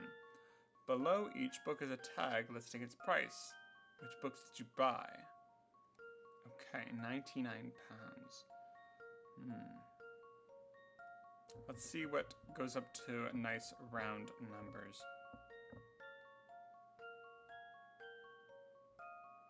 38 and 24 makes 62.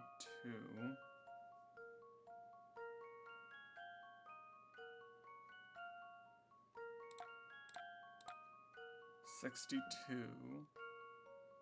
plus 27 is 89.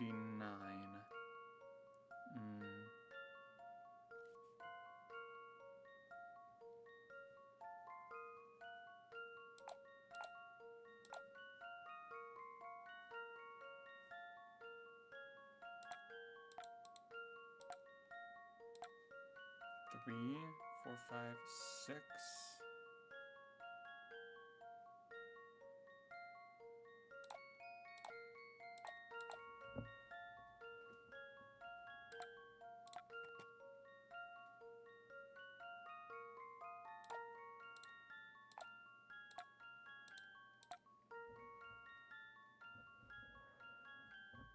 Nine.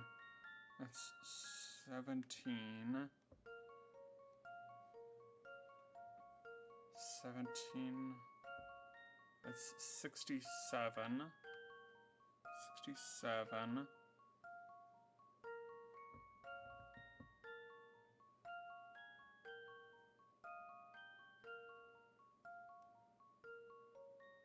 Sixty-seven, 80, 94, no.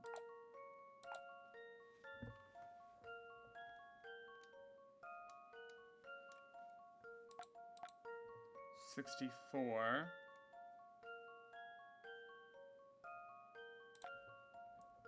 79,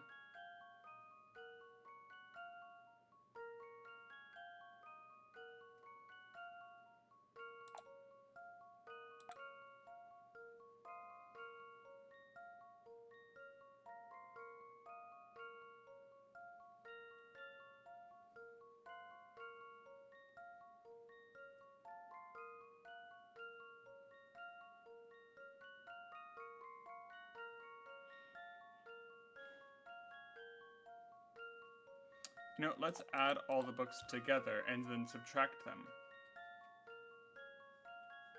27 plus 33 plus 38 plus 40 plus 15 plus 24 plus 29. It's 206. Okay.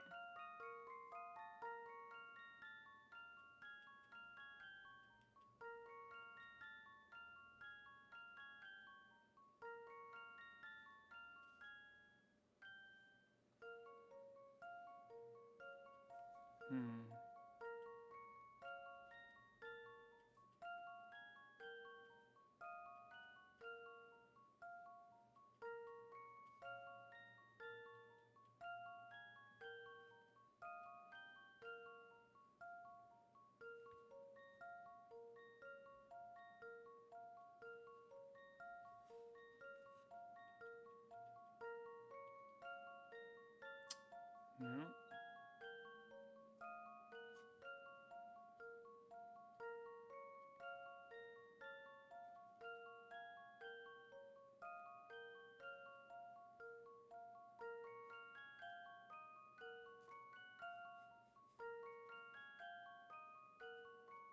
Found it.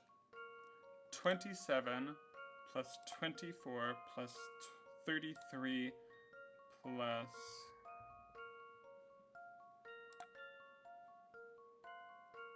27 plus 33 plus 24 plus 15. Let's see. 27 and 33, that's 50, that's 60. 24 and 15, that's 39.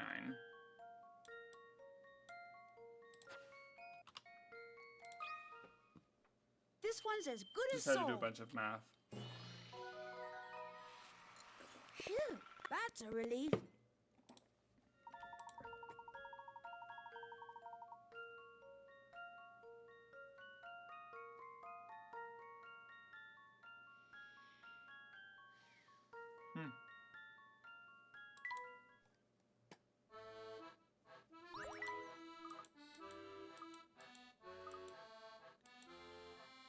If you selected all the ones that were multiples of 3, that would also get you sooner to the answer, huh?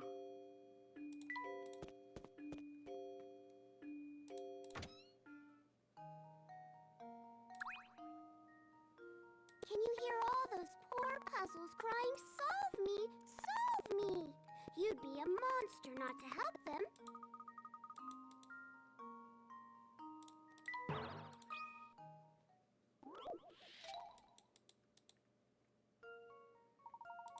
Ooh.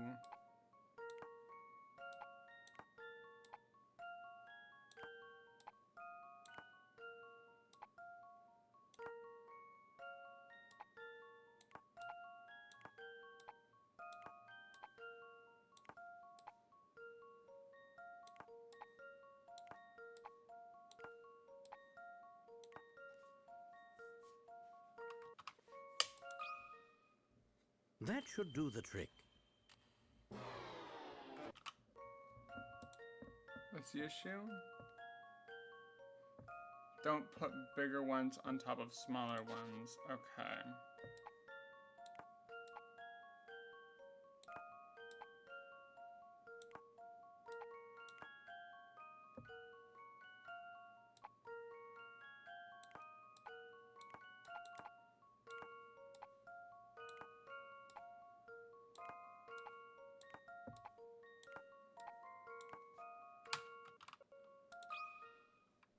That should do the trick.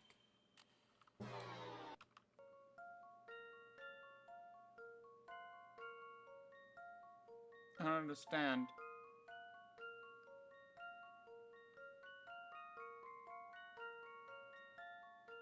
Don't put bigger ones on top of little ones.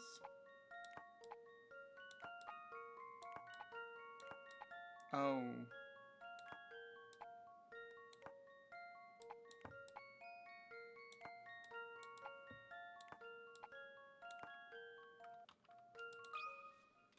Jeez. That should do the That one trick. threw me. I really should have read it and paid more Few attention things to it. satisfy like a puzzle solved.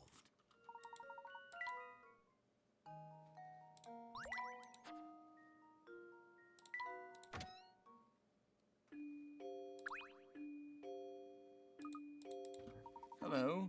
Oh, look back at you. So, is something the matter? Oh, I'm usually sunny as always. Are you sure something's not the matter? Sparkle, maybe that's the case. Let me guess, you haven't gone home to clear up the situation, have you? I wouldn't put that off any longer than necessary, sir. There's been a misunderstanding. It's best to let her know straight away. Can't pretend I'm looking forward to that, but I suppose it's the best thing. It certainly is. Now go talk with your wife before problems get worse.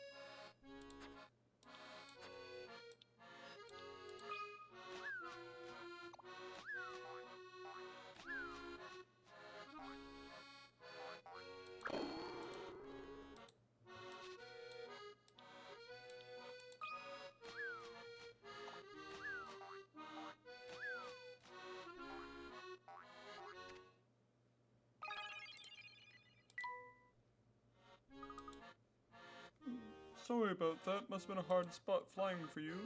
Hard, not hard. Really? Tough fellow, eh? Well, now that I got a bite to eat, I got to do my best for my family. Squawk. This poor guy.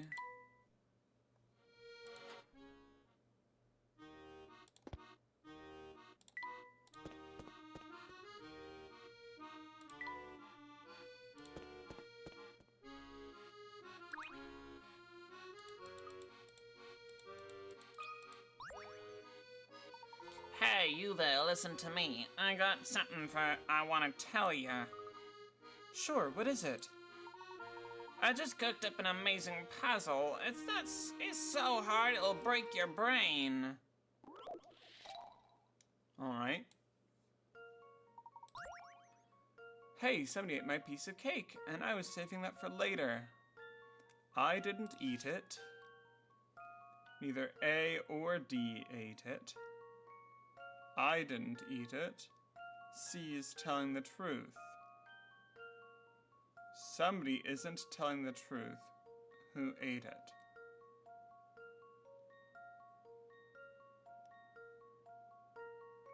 Okay.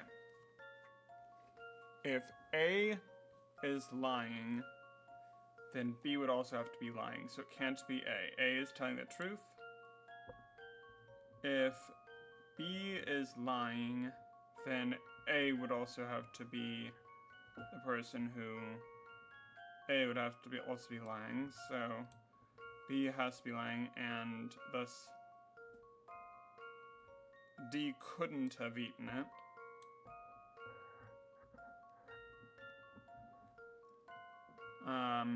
Then if C is lying, then D would have to also be lying, which is impossible. And if D is lying, then C would have to be lying. So, it's a trick question. You ate your own cake, buddy. This one's as good as solved. I knew it! Rude. It was me.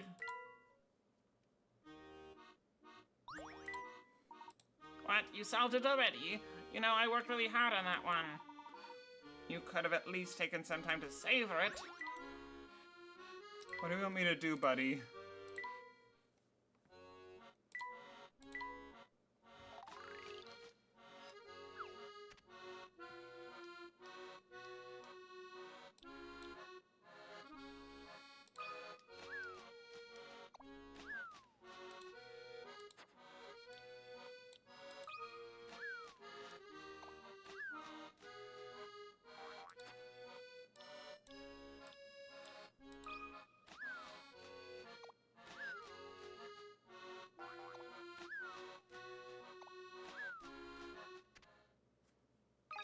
Yay!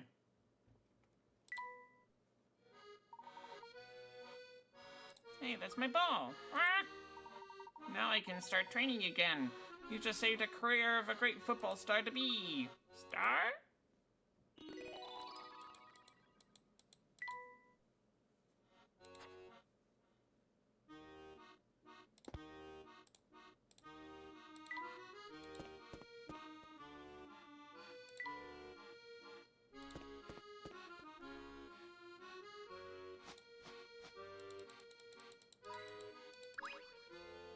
She's just gonna be like, it's a lovely day. Blast. Which one is it now? You look quite deep in thought there, Inspector. Have you found any new information on your case? Ah, Layton, just the man I was looking for. You see, I've uncovered a clue that has simply stumped me. Take a look for yourself. The fingerprint. Okay.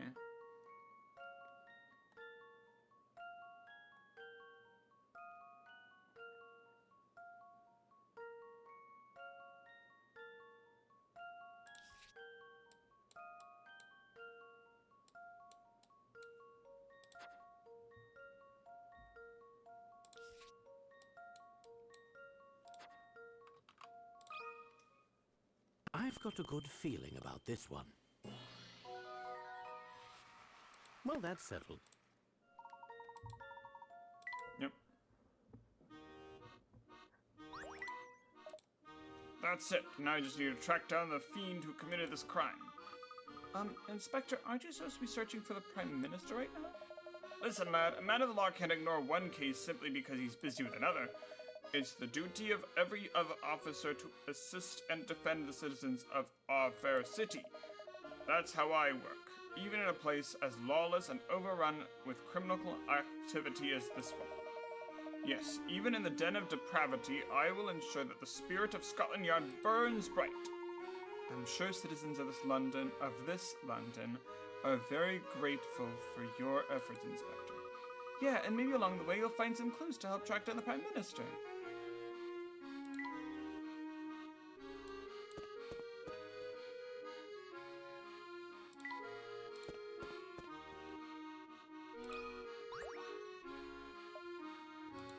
Oh, it's you two again. Every time we see you, you have your nose buried in the paper. You must really like current events. That's the understatement of the year. Just think, all the world's news is here in these pages. How can I not read it all day long? But there are hardly any pictures, and the print is so small. Doesn't it get boring?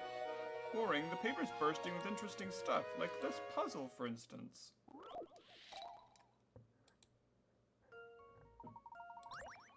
4 numerical stamps are shown. Only one digit can be used in each square. Make a valid equation with a few stamps.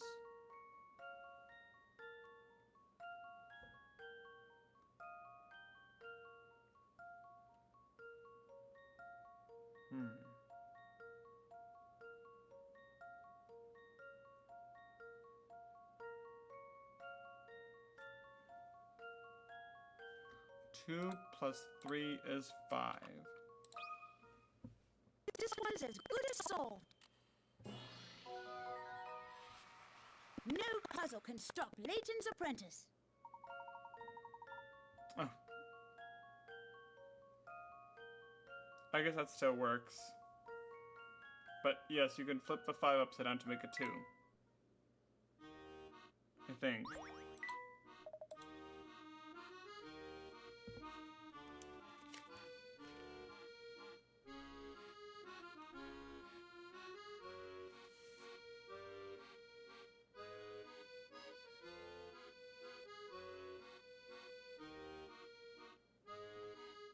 Oh, no, you cannot flip a 5 upside down to make a 2. Whoops.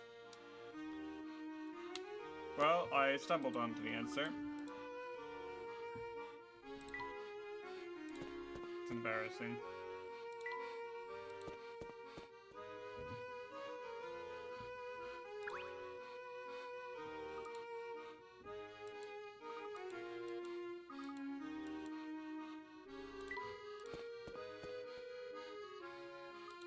So let me get this straight. Dimitri is building a time machine to get back to the past to save Claire. Correct, or at least that's what he said. Then he ran through every floor of that pagoda, and I didn't see anything resembling a time machine. Excellent observation. Dimitri clearly had a destination in mind when he ran from the towering pagoda. I think he was heading to another base of his, the facility where he performs his research. Is that what you were looking for a while when he scaled the tower with Don Paolo? Yes, in part anyway. I'll lay everything out for you once we check on the floor. Until then, I challenge you to think about the situation on your own.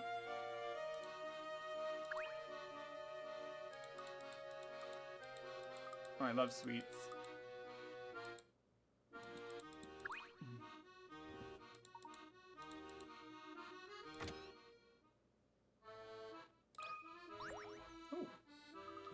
Oh, hi there, Becky. On your way out?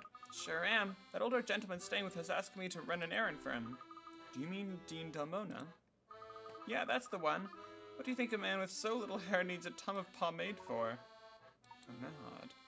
To style that little tuft. Weird, right? Still, you can't blame the guy for trying to stay stylish. Well, that's because it's Don Paolo and he needs a lot of pomade. It's quite curious. He just never struck me as the pomade type. Pomade is actually made from lard and certain kind of flour that you just kind of, you put flowers into the lard and it perfumes the lard with the flowers, or perfumes the lard with the flowers to make pomade. So pomade is pretty much just made of dried lard.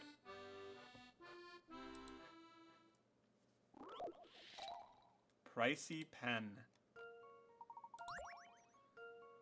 Woof, I bought this beautiful one-of-a-kind fountain pen from a luxurious boutique for 10% off the original price of only $3,000. Okay. So 10% off is $300 off, so she bought it for $2,700.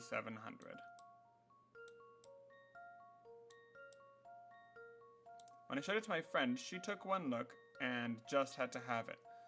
She offered to be 10% more than what I paid. Okay, so she's paying $270 more than that.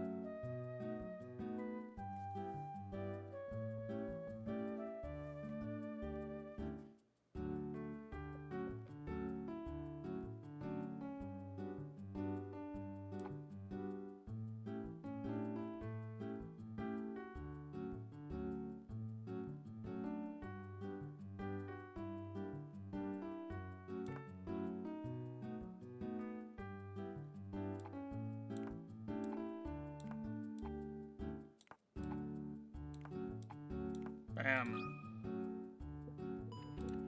That one was hard.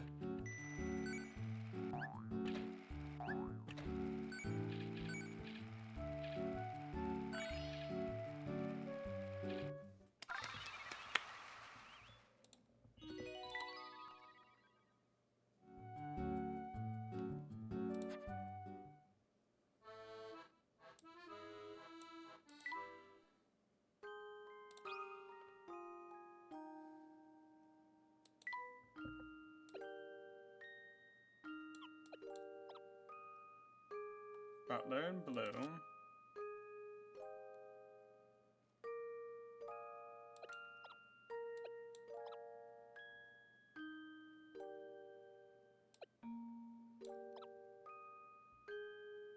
Young master whispers in the door.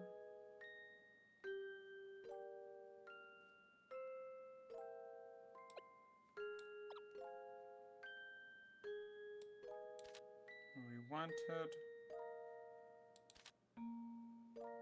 Petra Gardner dropped his trowel.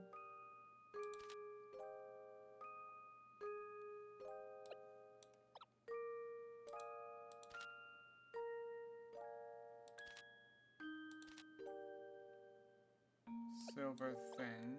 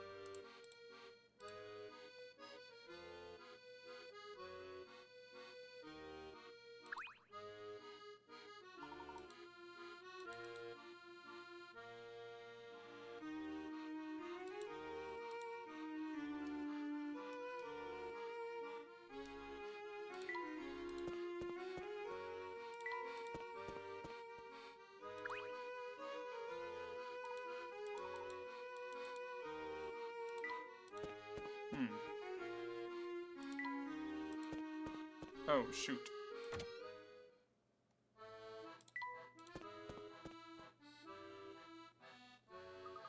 Professor, Luke, welcome back. I'm so glad to see you're both safe. Same to you, dear. Hopefully getting out of the pagoda wasn't too difficult for you. Not at all. Big Luke was kind enough to lead the way. Say, speaking of Big Luke, where is he? Oh, well, when we got back here, a mustached man was waiting down in the lobby. Was he dressed in black? Yes, that's right. He had a black uniform. That sounds like Shipley to me. Whoever he was, he walked right up to Luke and started talking fast and furious. And at some point during the conversation, Luke got a troubled look on his face. Flora, some very important business has come up, and I need to go take care of it immediately. Please tell the professor to carry on with his investigation without me for now. Did he tell you where he was going? No, but he promised to meet up with us later. Big Luke is even more perceptive than I thought. He knows exactly what our next move is. Professor, something the matter? I'm just thinking back to what happened earlier. Do you remember who first told us that we had traveled to the future? Well, that'd be Big Luke, I believe. Yes, that's right. You have a visitor, Professor. Oh, who is it? Pardon the sudden intrusion, Layton. Oh, Inspector Shelby. What can I do for you? I've been thinking about something I saw while running around town. I don't know how to say this. I'm afraid it might seem a bit ridiculous. What's ridiculous? Well, just, I could be mistaken, but I'm quite sure what I saw. You remember our discussion about the explosion in the Institute of Polydimensional Research? Well, a few minutes ago, I spotted a woman in the street who looked just like one of the victims. You're talking about Claire, aren't you? You know why I'm so... Yes, Inspector, you're not alone. We've seen the woman you spoke of. The resemblance to Claire is striking, but it's coincidental. It has to be. Yes, I suppose you're probably right. Forgive me. I wasn't thinking clearly. Though there's bound to be a logical explanation for this. If the similarity isn't coincidental, perhaps you can check if this woman's some relative. Take another look into her file and see if I can find out more about her family. Oh, and by the by, you haven't seen Barton around here, have you? Barton? No, can't say I have. I swear if he didn't have me looking out for him, he'd have been sacked from the forces ages ago. Of course, I'm rather fond of the fellow and intend to look out for him until I retire, but still. At any rate, if you see Barton, tell him his commanding officer is searching for him. Good day. So where's our adventure going to take us next, Professor? Flora, this isn't an adventure, it's an investigation. Can you try to take this a bit more seriously? I'm taking it very seriously, look. I was just excited, that's all. Not all of us get to go on these kind of, investigations all the time. Plus, you get to be with the professor day in and day out. Yeah, I guess the professor and I are always together. Well, I for one am happy to hear your enthusiasm, Flora. The three of us will get to the bottom of this together. Let's head out. Oh, that was so heartwarming. Wow. That makes me feel really fuzzy. Oh, heading out so soon? Yes, we are. By the way, Becky, I've been wondering if there's somewhere nearby for us to cross the Thames. There's a bridge, but it's quite a long way out beyond Chinatown. Excuse me, sir. Did I hear... Ooh. Sorry, our voice is different. Excuse me, sir. Did I hear you say that you were trying to cross the Thames? Oh, grandmother, I didn't realize you're awake. There used to be an underground tunnel that would take you across. It went clear under the Thames, and people would just walk on through to the other side. Wow, a tunnel under the river sounds amazing. Unfortunately, once the family gained control, they closed down the tunnel. Seagull might still know a way in, though? Seagull? Oh, you don't know him, sir? He's easy to spot with a unibrow, blue hat, and a scheming smile. We have quite the history, though. Now he just spends most of his time down at the black market. Yes, I do believe we met this friend of yours before. Yep. Where'd he go? Just here in a moment. Oh, are you looking for Luke? He walked out of here just a second ago. By himself? But where could he be heading? Please excuse me, madame, but I have to go find my friend. Thank you for the information on Seagull. Not at all, sir. Not at all, sir. We here at Hotel Duke are always delighted to assist our guests.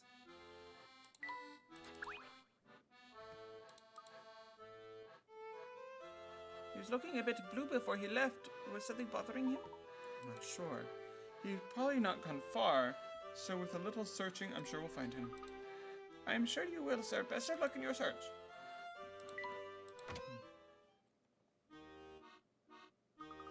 I'm worried, Professor. Where could Luke have run off to? I don't know, but I share your concern. It's unlike Luke to take off without as much as a word. Maybe he decided to go off on a secret mission of his own, like when we went to the Towering Pagoda. Well, regardless of those reasons, he shouldn't be out there alone. We need to search for him. You better have a good reason for talking to me. Sorry to bother you, but have you seen a young boy I've been traveling with? The knobby-kneed squirt in the blue hat? Yes, that would be him. Sure, I saw him come by. Did you happen to see which direction he ran off to? I suppose I could tell you that, not for free. Scratch my back and I'll scratch yours. Okay. It's another one of these. Okay. Somebody was racing chickens, but they torn the photo. I need to know which chicken came in 7th.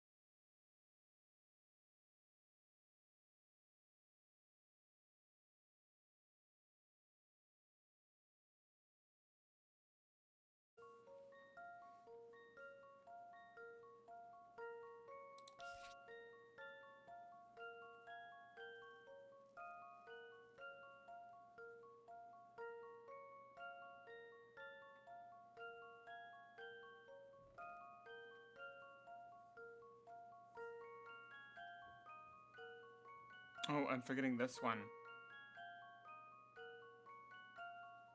Oh no, they're near the end, so they've got to be last.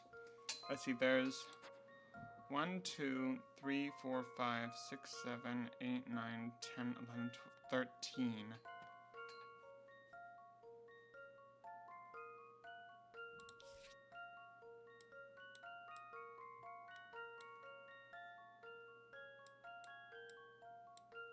Uh, 12. 11. Ooh.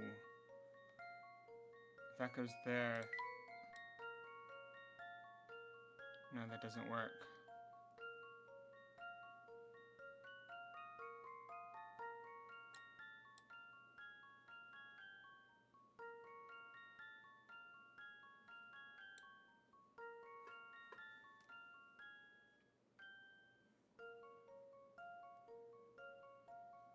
This is also the end.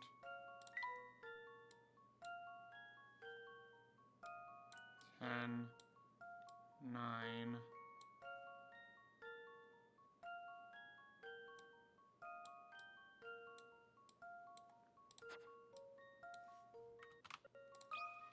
That was close. That should do the trick.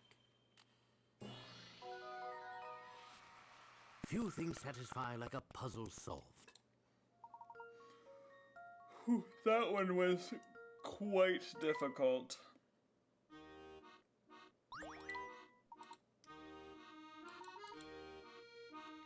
Walked off towards Flatzone Street, had the glumest expression on his face. Jeez.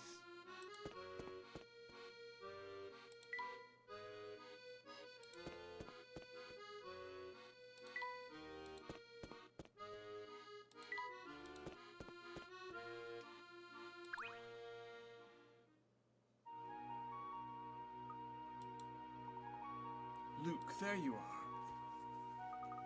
Oh, hi, Professor. I see you've gone out for a stroll. Do you mind if I join you? No problem. Sorry to run off. I was just thinking. We've had so much fun these last few years, and I've gotten so used to going everywhere together. Of course you have. After all, we're the best of friends. It's only natural that we spend time together. Dad told me the other day that his job was transferring, so we'll be moving. Ah, yes. Your father mentioned that to me as well. Tell me, Luke, do you believe that we're true friends? Of course I do. How can you even ask that? Good. Then there's no need to worry. You see, true friends share a special connection. And this connection endures no matter how far apart they may be separated physically. Distance and time apart are irrelevant to the bond formed by a true friendship. You follow me? I think I do, Professor. Excellent.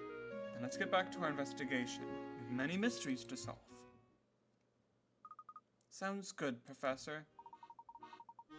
Good to see you back in high spirits. Now tell me, can you guess where we're heading next? After thinking about it a lot, I'm guessing Dimitri fled to wherever his building his time machine. But the question is where? We already know that his research lab isn't in the Towering Pagoda. That's right. We must return to the clues we've gathered during our investigation in London. Has anything around you seen around town struck you as suspicious? You know, just thinking about that, all the men in white coats we bumped into here. Those were lab coats, no doubt. Perhaps those men are involved with Dimitri's research. Excellent. Now think back a bit more. We met several men in lab coats around town. Other than their garb, what else do they have in common? Of course. They all had wet shoes. So they must have come from somewhere near water. What about the Thames? Maybe they came to this part of the town through an underground passage there. Flora, what underground passage? We asked the lady in the hotel on how to cross the Thames, and she told us about a tunnel. Wow. Yes, we've met quite a few scientists around town in our time there. And though we haven't been very forthcoming, they haven't been forthcoming with details, it's clear where they're coming from. My suspicion is that those men work at a research facility located near the Thames, and that they have come into town to refresh themselves after long hours of research. You had this here this whole time? It's been a working theory for a while, yes. After all, who goes around with soggy pants? We saw too many men walking around town in that state for me to write the whole thing off as coincidence. Therefore, I believe this research center is somewhere near the other side of the Thames. Amazing.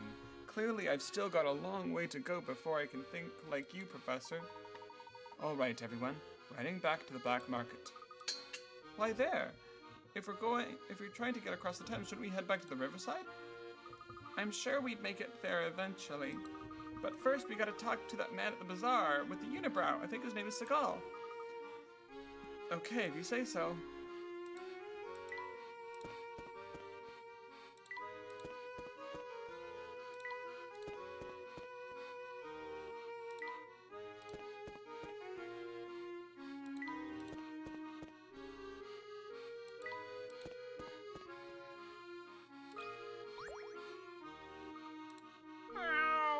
Oh no, having trouble again, are you? Whoa. Oh my, that's some puzzle. Dogs and cats. 0 plus 1 equals dog. 6 plus 3 equals dog. 7 plus 9 equals cat. Equals dog, cat. 11 plus 17 is cat, cat. 0 plus 2 is cat. 6 plus 7 is dog, dog. 11 plus 12 is cat, dog. Well, let's first do this math. We've got 1. We've got 1. 9. 16. Let's see. 28.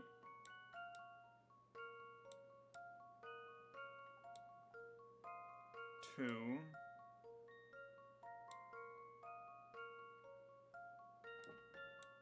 13. 23. Okay, it appears as if even numbers are cats, odd numbers are dogs.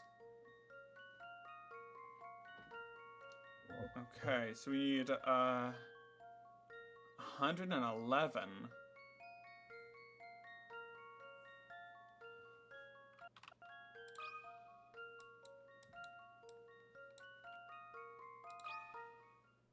This one's as good as solved. Phew, that's a relief.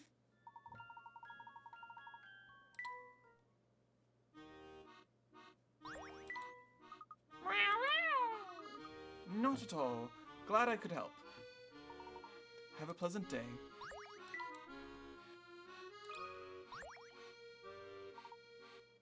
Hello, Seagal. Oh, this is the first time someone called me by my real name in some time. Did you hear it? The proprietress of the Hotel Duke told us. Ah, dear old Maggie, she can be quite fearsome.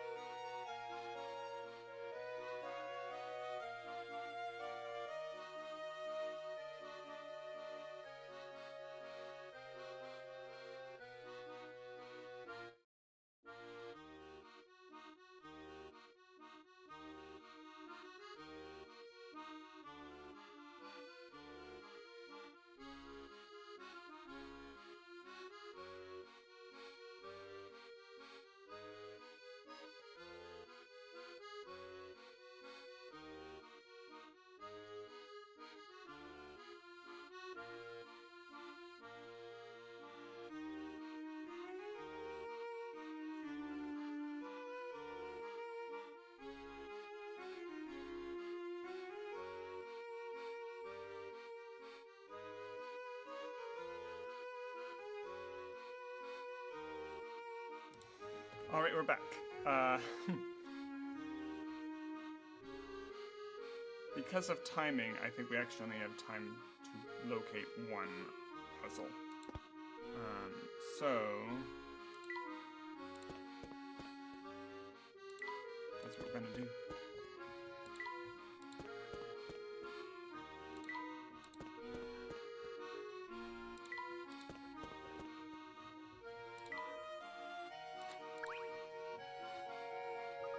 Hi there.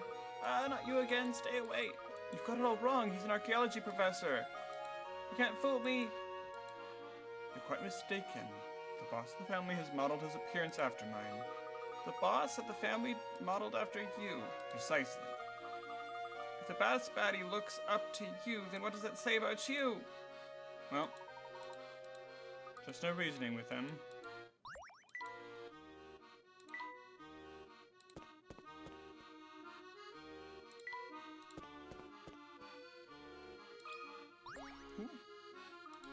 Hey fellas, wanna hear a juicy rumor? Sure, Max. Sorry, I can only share this rumor with people who saw my puzzle. Calendar collage. Ah, interesting. In the middle of the wall below is the last page of 12-month calendar. Previous 11 pages were pasted on this wall, so you can see the title remains stuck everywhere. With each month, somebody ripped off the old month's page and pasted out the new one on top of it without bothering to line up the edges at all. Which month's page is the arrow pointing to? What? Ah.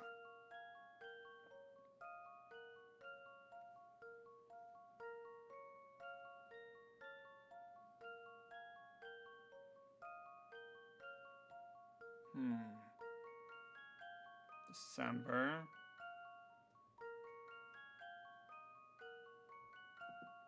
November.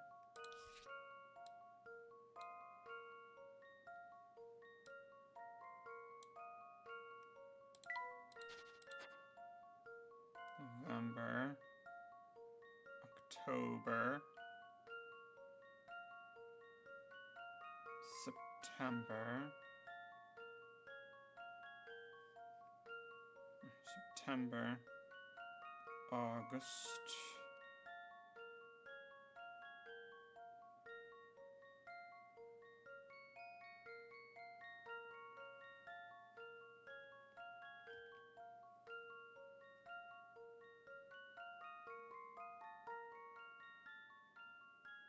that might be January.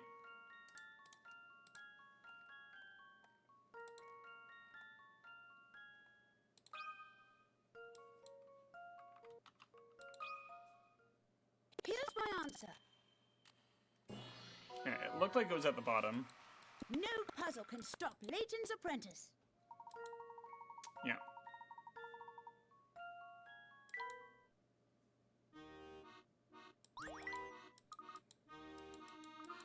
What's the puzzle? An amazing parrot. He can talk, he can copy songs perfectly. That's his mare.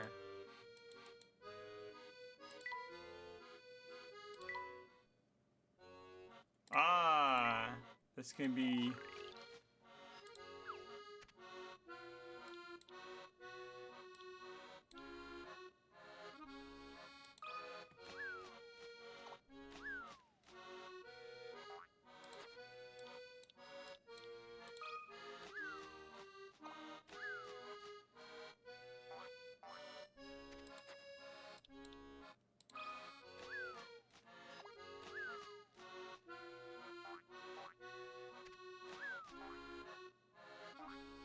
Yay!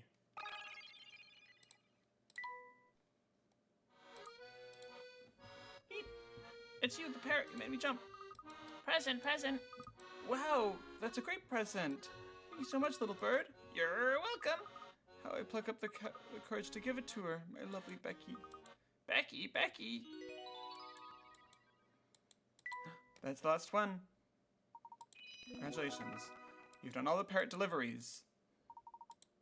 The messenger's house has been unlocked. Sweet.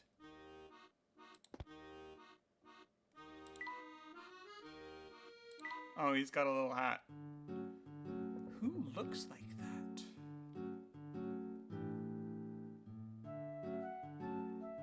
There's Layton, of course.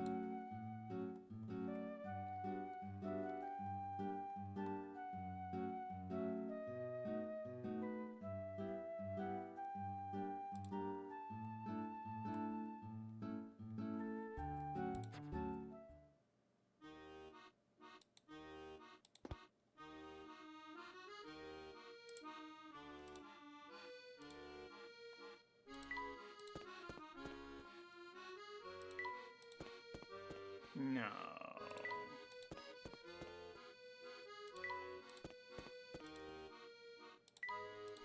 We could go back into the casino.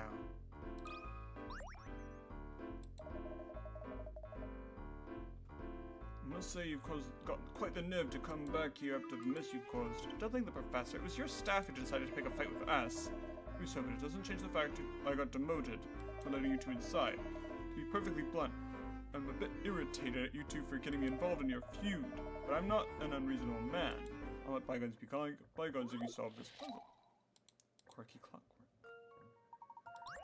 This fancy analog watch features a small window at the bottom that displays the days of the month as it's set in 3 examples below. Out of the 3 numbers shown, A, B, and C, which would be impossible to ever actually see on this watch?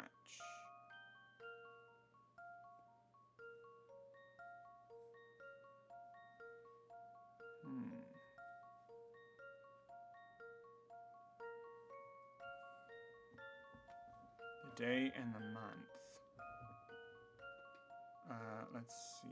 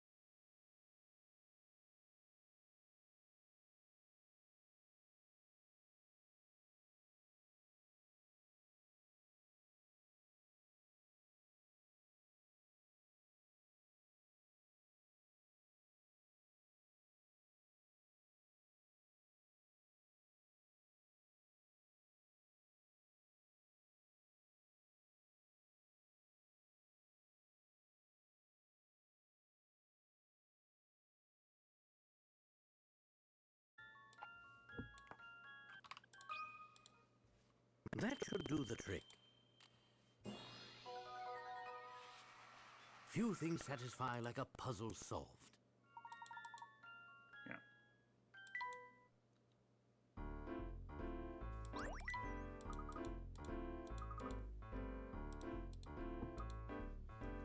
I did say that, but I was lying. I was just bored and wanted somebody to chat with. Anybody's allowed in the casino. Just like messing with people. Mark's the name in case you're wondering. I hope you remember my name. Nobody ever seems to. I guess you could say they're missing the mark.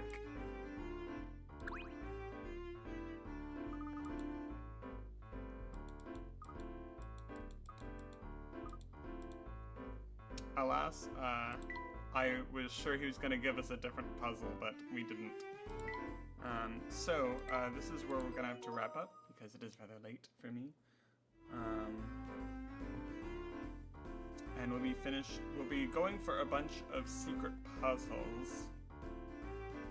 Ooh. We're going to try to get as many of the secret puzzles as possible. There's, I think, about 20 of them. And I know we've got a bunch of them already, so I'm going to probably make like a grid. And that's what we're going to be working on, what we're going to be up to tomorrow. So I hope you guys had a super duper awesome time, and we will see you next time. I've been Rem. Take